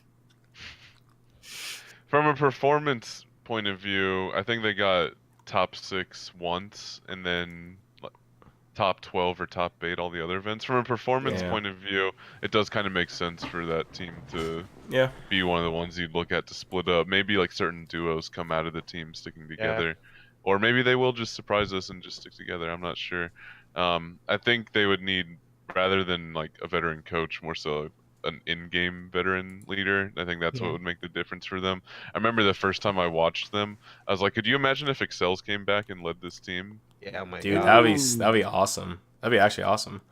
Yeah. Dude, those kids are insanely, like, they're just freakishly They're skilled. talented. Like, we were watching this, they had to play through Open in Boston, so we're just kind of watching them play, and Praise was happened to be next to me, and he was watching Exovios or Noe's screen in particular, and was just kind of saying, like, dude, like this is one of those kids who like has like a special talent. Like he's one of those. He reminds kids, me of young Billy, bro. Like, he's one of those kids who like is a special talent. Like, he's like, these kids are all freaks, but like this kid has a special talent. So definitely someone, like I said, if players like Praise are noticing things like that, like that potential's in there somewhere. Like it really is. And so it's a matter of if the right people kind of bringing it out. Because like I said, these guys are so young, and someone like Powers had the luxury of being picked up by a team of all veterans, right? They had people that have been doing this forever, people who've won events, been champions, seen it all. And so his progression was pretty quick, actually. Like I said, it was people just assume that we brought him to the event, he was just incredible. Like there was a couple months of like tough times to get there, right? He had to learn what it's like to be on an organized team. He had to learn what it's like to face situations when you're getting hit by 4 Lancers and not the situations you see when you're in wagers, right? Like there's a lot of things that we had to teach him in order to get him to the point he was at. And now he gets it. Now he's been a part of it for long enough. And like I said, there's a huge difference between that kind of wager scene than an organized team situation. So I think with them, like I said, they're only going to get better with time. And I think that if they are actually truly going their separate ways, those people will team up with some veteran players. I think that's going to make their lives a lot easier. Yeah, I'm probably a little biased, but like Pell is another person I'd use as like the same type of example as Powers.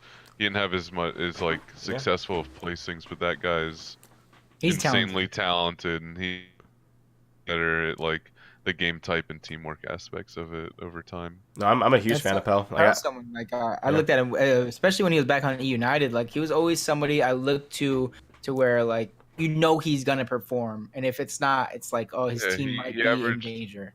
He averaged the highest kills per map in NOLA. I was gonna say, like at the NOLA event, everyone was talking about that being Powers' breakout event, but Pell was actually styling on everybody. Yeah, no, I 100% agree. I want to say Vic had the most total kills, and then Pell had it in second, and like it wasn't that far off, and we had played like 12 more maps than us. not that many, but yeah, we played more maps, and so they definitely got overlooked there for sure. But I actually been someone who's been very high on Pell as well. I think that he's like I said, another one of those. I mean, I wouldn't, you can't call him a future star anymore because he's at this point a current star, but someone who has. I think he's just overshadowed. He hasn't had as much like. He's had good players on his team, but not Fran, Icy, and Penny. Right. I just don't think he has the, like you said, overshadowed probably by the placements of these other people that they might have, like Powers getting second and these other guys being up there. So I agree with you on that. Yeah, no, like that stuff matters so much. Like Vic's in the chat right now. Like Vic will tell you, like it was a big learning process, and like I'm sure that learning process would have been a lot different if you didn't have 4 guys who, for one of the best leaders out there, and then 2, other guys who are champions who have been there, who understand the patience of playing with a new player and things like that. And the best walking marks in the game, Kyle. Yeah, and then we had the turret. Tower defense. Yeah. But so that's Hive. Let's see what else we got. I guess the last 2 will kind of maybe From what it looks like, Simplicity. I mean, Chris, that was your team. It sounds like something's going on in the water over there. I think that's pretty expected. I don't know how much we need to really go into that. I think that everyone made it pretty apparent that something's going on over there. I couldn't imagine you guys being the same team at a next event. So, Well, anything you want to say there sure again? They said public. Okay, I wasn't They sure. said publicly that we weren't going to be a team. Okay, as long as they said it, yeah. So yeah. They could have gotten first, but like it was so bad online that no placing would justify ever putting themselves through that again. So it was just over. Yo, Exovios, thank you so much for the host. Exovios just hit us with the 45 host bomb. We appreciate you. Appreciate that, Noe. We were actually just talking about. you. I'll say we're just talking about you, your team, your guys' talent, and kind of everything with you guys going forward. So really appreciate the host, buddy. Probably watching it. That's why he hosted you. Right. I mean, we said good things, right? Right. But yeah, Chris, kind of back to your team. Like I said, it seemed like something was going on. But at the same time, like coming, I guess maybe I should have known. Like coming into this event, it felt sort of like the last event. Like when you were in Mexico, like you guys were like mapless online too, and you guys pulled up and got like top 4. You want me to talk on that? Yeah, I'm just a little curious. Like you said, like did it look like the same kind of thing, or oh shit, and yo, Forrest with the 23 O's bomb too. Yo, all the high boys pulling up with the host. We appreciate you guys so much. Thank you again. yeah. But yeah, So another duo that's sticking together. yeah, right, the host duo. But yeah, Chris, I'm curious from your end, just the difference between the team at Mexico and the team at Boston, just because, like I said, both times there was this whole like mapless thing online and all that, and Vin with the host as well. Appreciate you too. Dude, that shit was bad. You guys were looking crazy online. What the hell it was? Even before Mexico, we couldn't win a scrim. I don't even know what to fully attribute it to, other than just like maybe sometimes lack of effort, maybe sometimes just not respecting each other. I mean, don't get me wrong, they're all really good players. Like you look up and down the lineup and you're like, this should be a better team. Yeah. Like Literally, we should have been better online. That's why when you got top 4, like it made sense, right? Like you guys sucked online, but you're like, okay, like this team has been there. To me, it was not a surprise that we did well. I thought we could have done better too. Like we went tiebreaker with Optic, and map 1 honestly could have gone either different drop shots. Like they could have been a super different event. The only match I felt like we got completely outclassed in was the last one against Ghost that we got eliminated in. It was a hard environment playing them, by the way. We had every single kill they got. Station. We had a bunch of fans literally just like screaming and spitting in our faces. It was crazy. I was trying to watch Ghost and I stand behind him. There's no room. I was forced to watch you guys. I felt like no, like if Optic had played them in that environment after losing winners finals, I don't think they would have regained after the first map. Like that's how insane it was. But anyway, so the reason I think we did better in Mexico is simply like we had only been a team that was sucking online at that point for like 2.5 to 3 weeks, and I think we just had like this fake confidence still, and like this honeymoon phase was still active, and like the trust and confidence hadn't started to be injured at all by our online performance, and we just went into that event like all smiles, feeling good. Like Kyle said, like word for word, like as soon as I saw you guys, I knew there's no way we weren't getting it to at least top 4. Like they're all still like boys back then, and they trusted each other, and they're in that honeymoon shit. And then we just showed up to LAN and like started doing the things that were costing us better. Like we stopped choking big leads, started triple capping when we should. On initials, if the other team broke ice, we would get out and extend the round. We were holding hands better, and like 2v1s, like literally all the things that were holding us back just started clicking better until we ran into like the top 3 teams or whatever. But it's still good enough to get us top 4, which is a respectable placing. Then you have a 70-day break between Mexico and Boston, and we continue to suck terribly online, and all of that fake confidence and trust and respect just kind of went out the window. Because how long can any human suffer through being fucking terrible and no one likes losing, Right. and the reasons why, but they're just not getting better, and it's just like, what do you do at that point? And they just weren't a good mesh of people. They're all really good individually, they're all easy to talk to about the game, and they're all fun to hang out with too, but it just wasn't clicking in game. See, that's Go ahead. That's true. Yeah, I guess what kind of surprised me just because like one of the things that like the reason it felt like that your team got top 4 in Mexico despite all the mapless thing online was that like okay, like these guys have all played together. It seemed like for a while, like playing with each other, vibe together, like all the vibes are right, all that bullshit. So it seemed like everything from that standpoint like was what carried you guys through. But I guess it sounds like maybe that kind of disintegrated. They just got worn out. Yeah. Yeah, they just got worn out. Simply Yeah. put, yeah, just no pun intended. Going through that for that long just wore 'em out. I mean, the rounds you guys are losing that I saw in Boston was like easily winnable rounds too. Yeah, and it was just the same thing as online. Like we're just losing rounds like inexplicably because one person much, or we don't like respect a call out that's made, or just basic stuff. It sucked. None of us really had high expectations. We didn't have high expectations in Mexico either. Like my whole thing was I would literally say like, "Hey, good job that round, guys, but don't forget you suck." I was like trying to. It was like a joke on our team. Like anytime someone messed up, we'd tell them to slap themselves. Anytime like we won or lost a round, regardless, we'd remind ourselves that we suck. And we had like this really like low expectation, fun vibe going on, and it just worked for us in Mexico. But we didn't maintain that going forward to the next event. And even in Mexico, like we were joking going into the event about like drawing names out of a hat to determine where our spawns were because we needed to have like 6 auto and just flipping coins for map picks, which we actually did do in Boston. We literally flipped coins to decide our first ban and first pick in one of our matches. It didn't work out. Yeah. Don't do that. I don't recommend it. And yeah, just trying to recreate that same like fun, low expectation environment. It didn't work out again.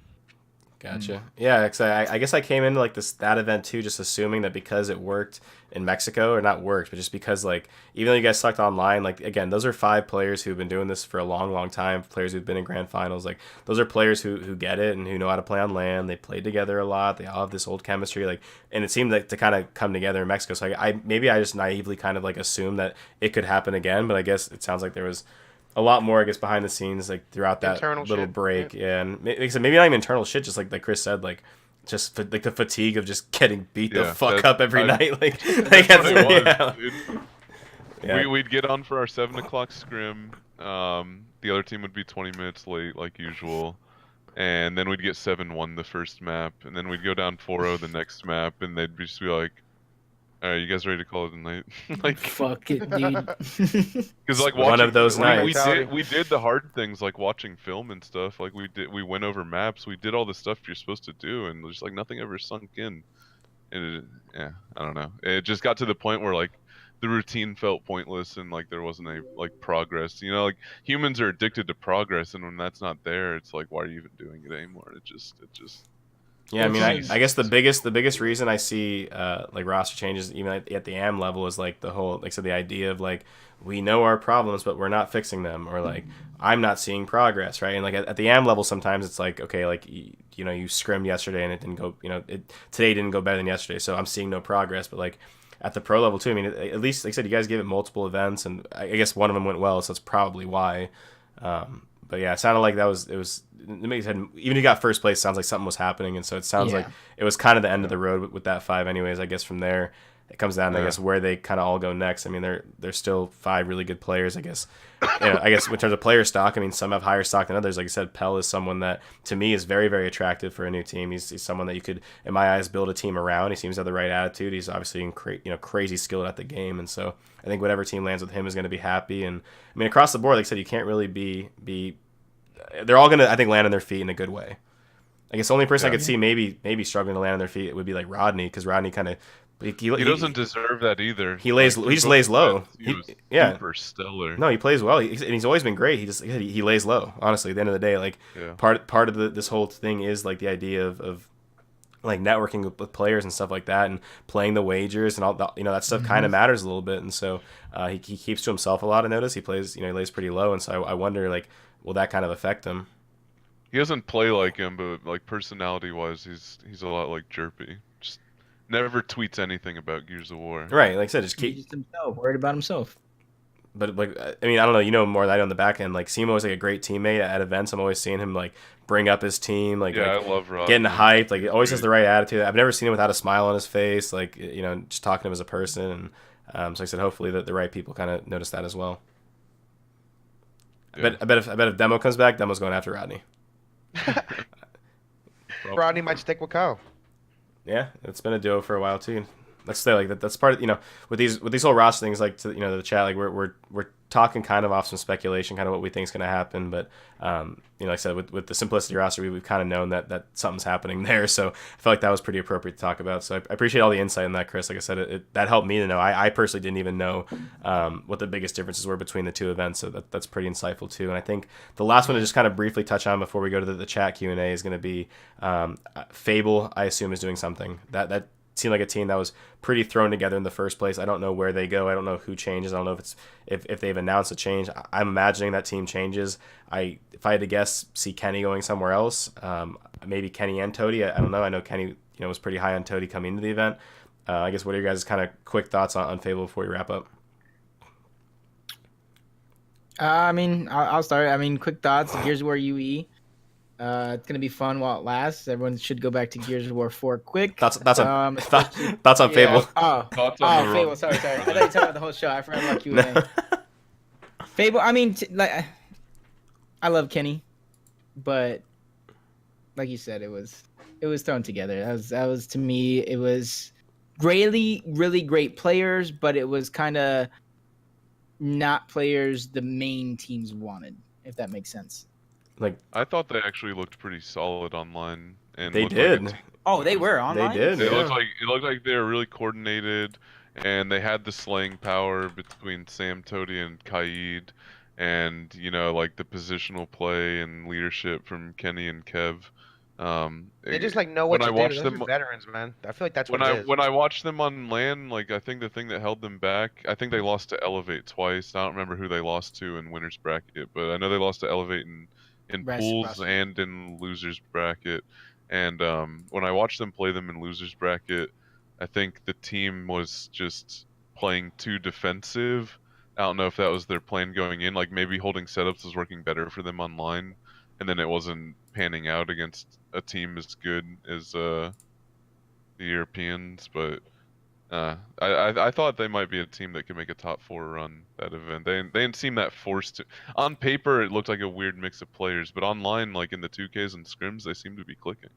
Yeah, no, like I said, I was honestly very surprised at how good that team looked, even online. Like I said, it just seemed like a team that was very thrown together. Like Jacob said, like wasn't everyone's number one option or anything, and it had like weird player combinations that you wouldn't kind of expect, but it seemed to work. And I from what I understand, like knowing some of those guys, like I'm sure they put the time in. I'm sure they took practice seriously and scrim the right way and all that. And I think part of that does go a long way. And like I said, they had certain maps. Like I think they were by far one of the better diner teams.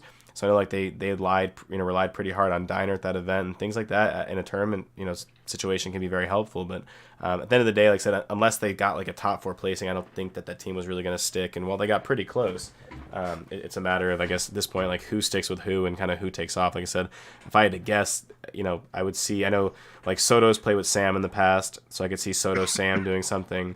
I could see Kenny and Toady doing something. It's like I said, I'm not sure if Kaid's sticking with them or not. It's kind of all over the place. But that's, I guess if you guys have any idea or any thoughts on where you think they might go. Agree on Soto. I feel like they're a pretty inseparable duo at this point. Like when I coached them, they're such good friends and they do play well together too. So it's like, what's the point in breaking that up? It just works for them. Kenny, I don't know. He'll probably, I don't know if he wants to play with them or they want to play with him. I guess we'll find out. Same with Kaid, I have no idea. Toady, I know he's friends with like a lot of other people in the community. He might have already left. Maybe he goes back to Hive if that roster. Right. I Sure, was just he thinking goes that. back. Yeah. There's just so much that could happen, and I think teams right now are making rosters for E-League, but as soon as they either go to E-League and lose, if they do lose, or if they don't make E-League altogether, then as soon as somebody gets an offer they feel is better from a team that might have went to E-League, I think that's just going to start the Rostermania. That's something too that's kind of like to think about too is the fact, like you said, Jacob, like right now the teams are being like created for E-League, and like All right, so it's almost like in Call of Duty, like they have like they have like roster change periods for the CWL. I feel like right now, like we have our own roster change periods. Like we have the one like the E-League roster change period, and that's gonna end. Then it's like the Gears 5 roster change period, and then Gears 5 is gonna come out. They're gonna have another roster change period. Like it's gonna be like exactly what you just said. Like we joke about it, but it's fucking real. It's yeah, 100% a real thing. I was in Force's stream last night, and he said that a rumored team that he had that he's seen where I guess Noe went to, it was like Noe, Kenny, Clouts, and Kyle. I don't know how true that is. I don't know if that's a troll, but that's definitely what I heard. I just threw a stream on last night because they were in a What was it? they were in a UE tournament, and then they switched over to Gears 4 to play a wager, and I just pulled up in there. It was who? Kenny, Yeah. Kenny, Exovios, Kyle, and Clouts. That's what I heard. Okay. Who knows? real question is Yeah. Okay. who's coming to Echo Fox? That's the real question. So free agents, hit me up, bro. Uh-oh. I'm out here. I'm Uh-oh. always Make a roster for Gears 5? I'm always scheming. Yo, Vic, if you want to come back, you know the door's always open. I'm more of a United man myself. Is that right? I like Funky Bunch, so Funky Bunch for life. You can get that trademarked. I should realistically. How much that kind of stuff There goes cost? Ryan. Ryan's making a call It's right not- now. Let's trademark. It's it not that first. much. I've looked into it. It's like Yeah. less No, than it's 100 definitely, bucks. it's definitely not. I'm Yeah, about it's definitely not that. I'm about to buy the trademark and then sell it to you for an increased cost. I feel like buy domain names. Like I'm gonna buy your domain. I'm gonna get the free burger trademark. Yeah. Yeah, All those shirts Doom has bought. Let me Free see you him. guys out Yo, there. in you public. got to fight Noonie for the chat. Yo, free burger in the chat right now, man. That Jacob's fucking with the movement. You know the new Spider-Man movie comes out on 4th of July week. Oh Nope. Burger, no. bro. So that means I get no time with burger on 4th of July. Sweet. Yo, Oh, again? That's a real thing. Another fucking movie comes out that weekend. Yeah. God. Yo, man. wait till- You can't make that shit up. The next biggest movie, another Marvel one, the follow-up to Endgame. I'm saying like Right? bro, the first Gears 5 event's gonna be announced, and it's gonna be like Thanos 3. Like that event that movie's coming out like right on the day of the first Gears Thanos 5. origin story. Yep. The biggest box office opener ever, right on Burger's Absolutely face. ridiculous. They're just keeping him trapped, chained down. Poor guy. We need Burger showed up to my birthday weekend though, so you know what? Like I got to give the heat off of Burger for a bit for not showing up to shit because he pulled up and. Dude, it's crazy. I- He hid that from us. Like we had a whole separate chat hiding it from you, and he hid that from us. Like yeah, He was if down- anyone saw the video of my face, like I'll be honest, I was pretty That's drunk. the movie guy. Well, so Nobody the know. the origin behind that is Maya's Maya's friend and her husband had came because it was like my birthday party or whatever, and so Maya's friend and her husband came and like someone like kept talking about Burger and everyone's like who's like the guy asked like who is this Burger guy, right? And so like I'm explaining the whole free burger movement hammered on my birthday to my wife's friend's husband, right? Like on my NFL Blitz machine, like so like this is all happening, and like then I sit down and like dude like an angel from the heavens, he fucking walks down my stairs, right? Like and so like I mean, you saw my face in the video, right? So like I'm like that's the fucking movie guy, because like I was just telling him about the movie guy, and so that was very fun. That was Makes more sense now. if I That's could the movie guy. yeah no like Hysterical. The that- movie theater guy. yeah, that shit was amazing.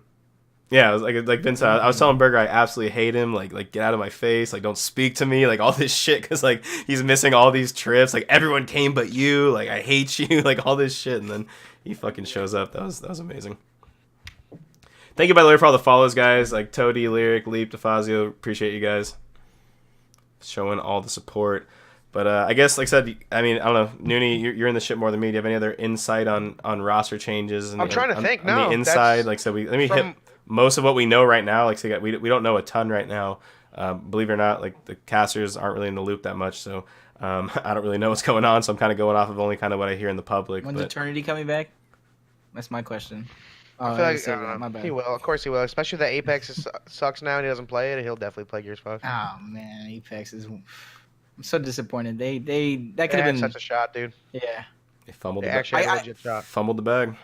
Literally. You want to talk about fumbling it? Dude, 50 million players and don't do anything. Bigger fumble, Wait. Apex or the Seattle Seahawks? Go. Ooh, Apex. Literally. I'm, They had a bigger opportunity to make that for that could have lasted as long as Fort does. Like, how long has True. Fort been this big now, dude? Fucking All almost 2 years. right, I don't know about that. Like, Year and a half? I don't think anything right now can like touch, like, can like be Fortnite. That's a pretty big statement. Yeah, but if you're gonna pull 50 million, and then especially people are fucking sick of Fortnite right now, dude. If that game would have took like the They're right sick advantage, of $1 man, billion. that's the only thing. People aren't sick of 30 fucking million.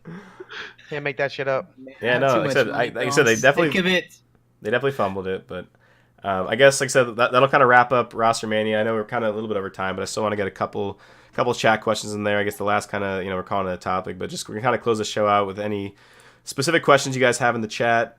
Anything particular for me, Chris, pro player Noonie or Jacob, let us know. We'll give it a couple minutes from that, and then if we don't get that many, we'll answer what we got, and then close the show out. Pro player and Barstool. I'll say it, pro player and Celebrity. Barstool Sports' very own A. Dude, Nunes. so insane, bro. Everyone was so fucking drunk. So it's like noon, and everyone's like day drinking already. People had fucking mimosas and shit. I'm like, bro, I'm still shot from the night before. So I went, and no one else. Everyone was like getting breakfast. It's noon. I wanted gumbo and jambalaya so bad. Like, we're there for like 3 days. I'm like, bro, I need to get this shit. So there's this one spot called Gumbo Shop, which was like not even a mile walk right off of Bourbon. I'm like, where our hotel was. Our hotel was at the ass end of Bourbon Street. So I'm literally, as I'm walking to the gumbo shop, and I'm just looking at my phone, has like been blowing up for like a day and a half straight. And I'm like, dude, why did nobody tag Barstool in this? So I literally myself, I went and DM'd Barstool the video, and they literally messaged me right back. They're like, we're gonna post this. And they sent me a link, like I had to like fill out a form. And then since I didn't take the actual video myself, my boy had to fill out the form too. And then 5 minutes later, they posted it. That's the most Nunes thing ever. Literally. Like, I hit up Barstool myself. Like, I DM Barstool. Yeah, literally, I was just on some shit. Like, I was like, fuck it. Why did nobody tag them? I'm like, oh, fuck it, I'll do it. Like, literally. Nuni, in the chat, one of our first questions is how much is Nunes charging for lessons? I need you to specify. Are you talking Gears of War lessons? Are you talking about picking up chicks, as you can see, or in his case, well, in his case, getting picked up by chicks. In his case, you gotta be more particular there. Gumbo shop, bro. That place was different though too. I swear. I feel like I got a good picture of you in the caption right now. You really did. That's a great screenshot. You can see like you are clamping on for dear life. Life is it's crazy. I've had a bunch of these. I had a question when I first got pro, right? Somebody was like, "Did you ever get great doing it, but did you ever get frustrated?" Like somebody actually asked me that, like dead ass seriously. Like it's actually crazy, man.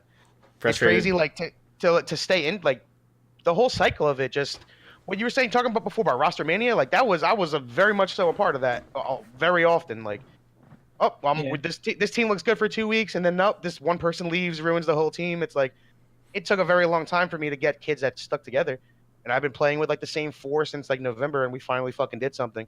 We picked up Osby after this last event, and we did something. We got to the next level finally. I see a question in the chat. Is it true pro players are getting Gears 5 4 weeks early? I had heard that somewhere. Yeah, Juju tweeted about that. Yeah, I don't know where that comes from.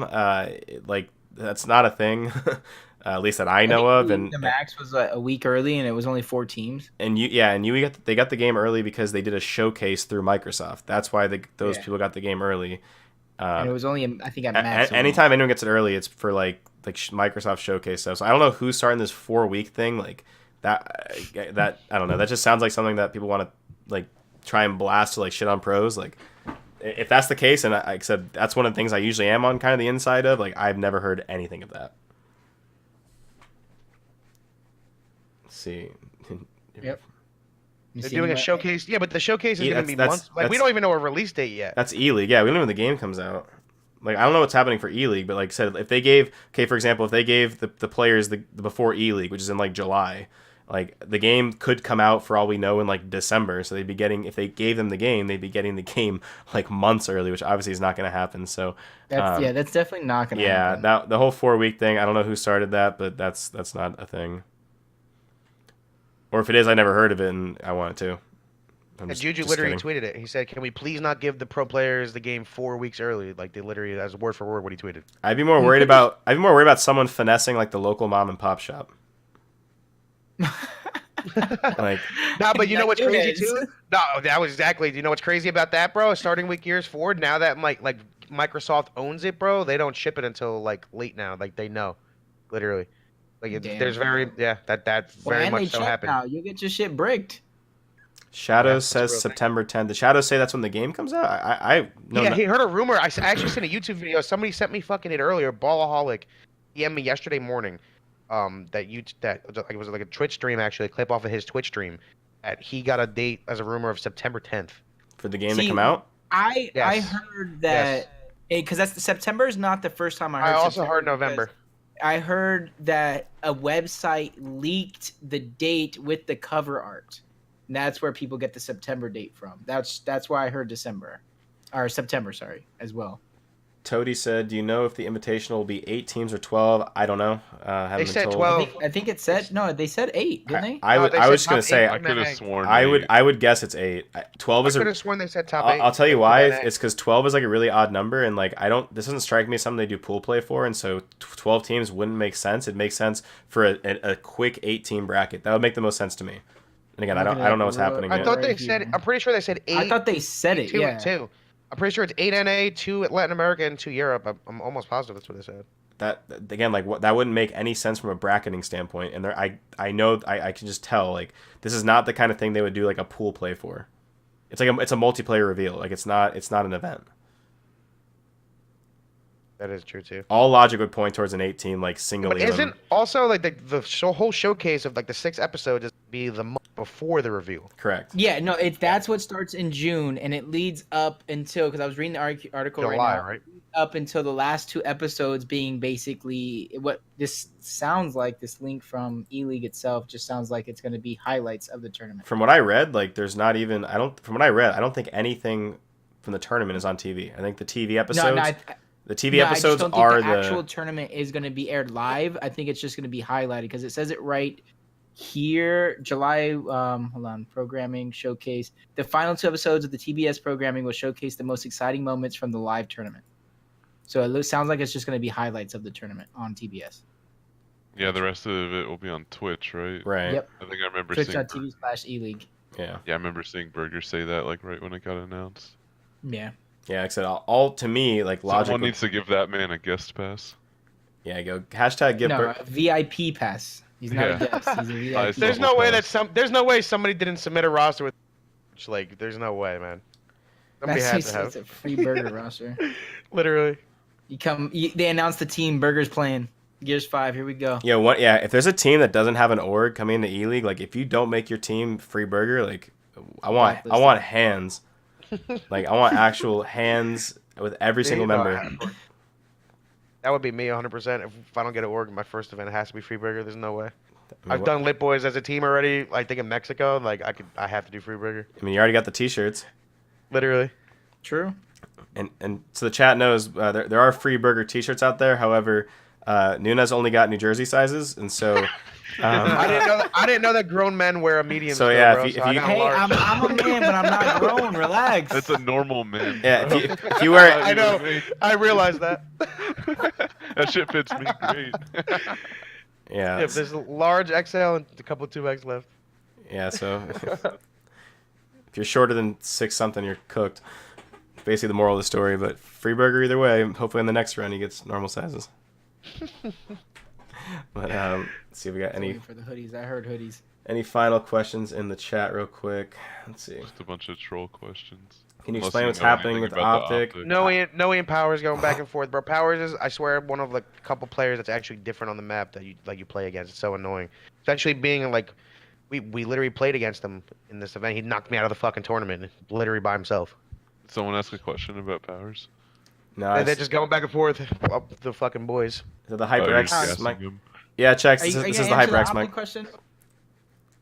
Can we elaborate on that? I have a theory of what I think is going to happen. I mean, the article kind of spelled out that the ownership group is looking to sell it, and Immortals is basically the group that's one of the bidders looking to buy it, and from there, no one knows what would happen. I mean, I guess from a speculative standpoint, like, if let's just say Immortals buys it, and it sounds like today even more stuff happened with like Hex and stuff. Again, I don't know what happened, but like basically from what I understand, like Immortals already has a Overwatch team, so they put like the Outlaws in like a holding group or something, and then they would probably sell that portion of the Overwatch League. Immortals has Immortals has all the teams they would have to sell. Immortals has MIBR, so they don't need the Counter-Strike team. Immortals would, I guess, rebrand the League of Legends team to Immortals, so the League of Legends would go away, and then I guess all that'd be left would be like, because Call of Duty has to rebrand according to articles. Call of Duty has to potentially rebrand. So like the only Immortals thing doesn't really have an interest in buying if they even want it. So like yeah. So I mean it's it sounds like all they'd have left is the Gears team and the content creators. Again, we don't know. I'm going off of the articles that have been posted. Let's see. Toady said for Gears 4 on UMG, no more 3v3 escalation, do 2v2 escalation. I kind of agree with that low key, Ryan, because it's fine. Not only will more people sign up, it's like it kind of plays better. Like 3v3, I don't know, it's kind of weird. Literally, sometimes. like just so you guys know, like literally, I told my tournament team like make me a bunch of different Gears stuff and like let's see what sticks and what doesn't. Like, I mean, we got a pretty good turnout for the 3v3. If you guys think a 2v2 would do better, like I'll totally do that as well. Yeah, I think so. I can tweak and change anything I want. We do already have Toady 3v3 and 4v4 execution, I think, coming up. Exovios is saying, on the other hand, though, 3v3 is lit, so I don't know. Like I said, it's weird because like, the whole thing is like 3 lanes on the map, right? So how there's 3 lanes on each map, like it's usually like a 1-1-1. But then when you play dubs, it's like it could get to a point where people are just holding one spot and running around type of thing. So I could see it being more even to an extent on 3-3, but people are used to playing 2v2 more, especially in like wagers and stuff on escalation. So yeah, no, it's about a 4v4 execution tournament. Swaps. I think we have one of those coming up. If you come up with weapon swaps, that'd be sick. But I think about it sometimes, like try to get like maps to work with swaps. Is there a Gears 4? Put a good weapon in an open area where smokes aren't just gonna determine everything. Yep. Yeah, I actually like the boom shot tail fight on Impact. I think that's one of the like actually good fights. I agree. Or, I like that. That's one of the, that one I like. I like it that's way one of the better good fights that happens. Table is just trash. I don't care. I would say Table is another reclaimed fight almost. Yeah, Chris, that fight too, that tail fight. Like, there's so many different things that people do too. Like so many different things that can happen as well. I like that. You have options. You can leave someone to cross. You don't have to have them cross. Like there's a lot of stuff you can do. Same with like outside on diner as opposed to fight. Though there is some like interesting things you can do in that kitchen fight, but yeah. It's not as open-ended as the outdoor. I mean, what I will say, like with the terms like the stuff with the weapon swaps, like one thing that UMG's done in the past in Call of Duty, like there's always been like the CWL rule set or the MLG rule set. We in Call of Duty back then created like it's called like UMGO, like UMG variant or sorry UMGO variant. But basically we created our own like rule set kind of that was similar in some ways, but not in others. So I mean, if I got enough people behind it and you guys wanted to try something that made sense, like if you guys send me a list of swaps or whatever you think that could be cool, like I can create our own version of like the UMG variant or the UMG swaps for, you know, in this case Gears of War 4 execution, right? So like if you guys have ideas like that, man, just DM me, send me whatever you got, tweet me, like all that stuff. I can have whatever I want put on there for the most part, and so we can kind of, you know, we can make it something new, and if maybe people like it, maybe they don't, but I definitely hear you loud and clear in the 2v2 thing. I can have things adjusted. Like I said, we're throwing everything that we can out there. 1v1s, 2v2s, 3v3s, 4v4s. Just seeing what kind of sticks and what doesn't. Yeah, you guys got to really take advantage during this downtime, man, because people will need something. People literally need something to grind, bro. I'm telling you. Yeah, I mean, as of right now, I have a free tournament between UE and Gears 4. I have a free tournament 7 days a week. Literally. Different formats, different stuff. Yeah, if I didn't get home too late, I would have been able to play the 3v3 today. Well, I couldn't. I got home too late. And like Noe just put a good idea in the chat too. Like a 1v1 mid. Like I should do tournaments for like boxes and shit like that too. That would be fire. That'd be fire. Only mid foundation. That's way better than the war mission. Took the words right out of my mouth. 100% only foundation, bro. I'm gonna actually put a note for that one right away. And do that, and Ryan, do that on like a Saturday, bro. Do that on like a Saturday afternoon. Literally. Like a Sunday or something. Start that shit on a Saturday afternoon, bro. Or I can just do them 7 days a week. And bro, I had someone tweet me like I put a tournament on. I put a tournament on Monday, and some guy's like, "Why the hell would it be on Monday?" And I was like, "Okay, well, like, would you?" You're one of the 5 people still competing that's actually busy, Nene. Everyone else can play anytime. Yeah, some guy like gave me shit for being on Monday. Yeah, if you make it like after 5, I can get out of work at 5. I dead ass work 9 to 5, so I can 7. I just don't earlier, man. If you put it at 5, you'd be the only one playing. There's a very in between here. So I just didn't get it. Like, oh my god, like why would you put it on a Monday? And my response was like, okay, like would you rather tournaments just 2 days a week or tournaments 7 days a week, right? Like I'm not putting on Monday to fucking yank the Sunday one, right? Like it's just I'm having one today, and if you look at the schedule, I have one tomorrow, the next day, the next day, the next day, and a big boy on the weekend. Like almost like we know what we're doing. Yeah. Almost. So, but yeah, like I said, guys, continue to send me whatever you got. So the 2 ideas I love the idea of the mid. That's going to be fun. I will definitely get those up as fast as I can. And then if someone, Toady, if it's you or if you guys want to band together and send me like a V1 of swaps for like 4v4 execution on Gears 4, I would be super open to that too. I think that'd be pretty fun. So that's going to take people after actually getting into a lobby and like doing a pickup type of thing. That would happen. And just know I'm not the one. I'm not doing that. That's up to you guys. You guys do that and send it to me. I got enough going on my plate. But I guess that's probably a pretty good place to end on. I guess we kind of went from Q&A to some brainstorming for tournaments, so I kind of like that. I guess maybe our last segment every week, Jacob, instead of like a Q&A, it'll be like how do we improve our tournaments, or like how do we brainstorming for future tournaments, like what people would like to play, because like I said, I'm trying doing everything community growth, you can name it that, like a suggestion box. How about that? Just a nice suggestion box. But like I said, guys, I appreciate the three of you coming on. Of course, Jacob, you're stuck with me every week, so appreciate you coming week after week. But special thank you to Chris and then Pro Player and Barstool's very own Nunez. Gentlemen, do you guys have any kind of closing thoughts or anything you want to kind of say before we head out? I like talking about stuff, so feel free to invite me back. Yeah, same here, man. I love doing this shit. This shit was great. Next time I'll have my camera running took 40 minutes to get my camera up. Shiny was on TeamViewer, like literally pretty much we went live. Turn it on the night before and just don't turn it off. So that works. I'm just gonna tell Nunez I'm telling Nunez a different like call time than the rest of you. Like your guys' call time will be like 45 minutes later than his. That way, you heard him. He can work 9 to 5. I'm here. It's at 6. Exactly. That's it, man. I'm here. After 5, I'm home. It takes me like 15 minutes to get home. I'm home by like 5. Cool. Damn. And then Jacob, let's get it. You got any closing thoughts again? I mean, other than just like you guys need to relook the definition of grind. I'll just leave it with that. It's simple. Relook the definition of grind. We'll be back here next week, and then we'll talk about if you guys learned the definition of grind. I guess real quick, Chris and Noonie, any topics that you guys think would be fun for us next week, or anything that you guys see just looming in the world that you think we should talk about? I think this Gears UE topic, like, see it again in a week. Like, let's see how it's looking again in a week. And the same thing with roster. Figure by this time next week, there'll be more rosters popping up here and there, people playing with each other. Maybe Gears 5 news. Yep. Yeah. Who knows? See what develops. Ooh. Yep. A lot can come out. The roster thing is always a really. I was saying that's a default topic at this point. Definitely touch up again in UE. Like, I feel like make that a weekly thing to see like, oh, is it still happening, or everyone just back to Gears 4 time? Yeah, for sure. Have we fully switched over yet? And also, guys, I don't even think the three of you know about this. I have a pretty cool announcement coming for you guys. It should be towards the end of the week for some additional, Gears content stuff for the community. So excited to get that out there to you guys as well. Some pretty cool stuff. Just out here for man of the people. But just to kind of close the show up, guys, appreciate all of you guys in the Twitch chat for coming by. Thank you so much for all the hosts, Noe, TJ, Vin, everyone for giving the host. Thanks for all the followers, subscribers, and everything in between. It's been fun. I loved having 2 of our new guests on here.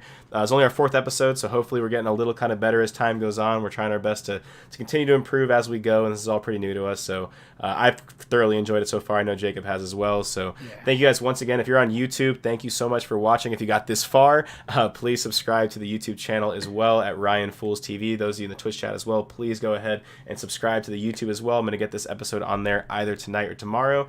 And once again, this has been Ryan Fools, and thank you for stopping by the Casters Curse.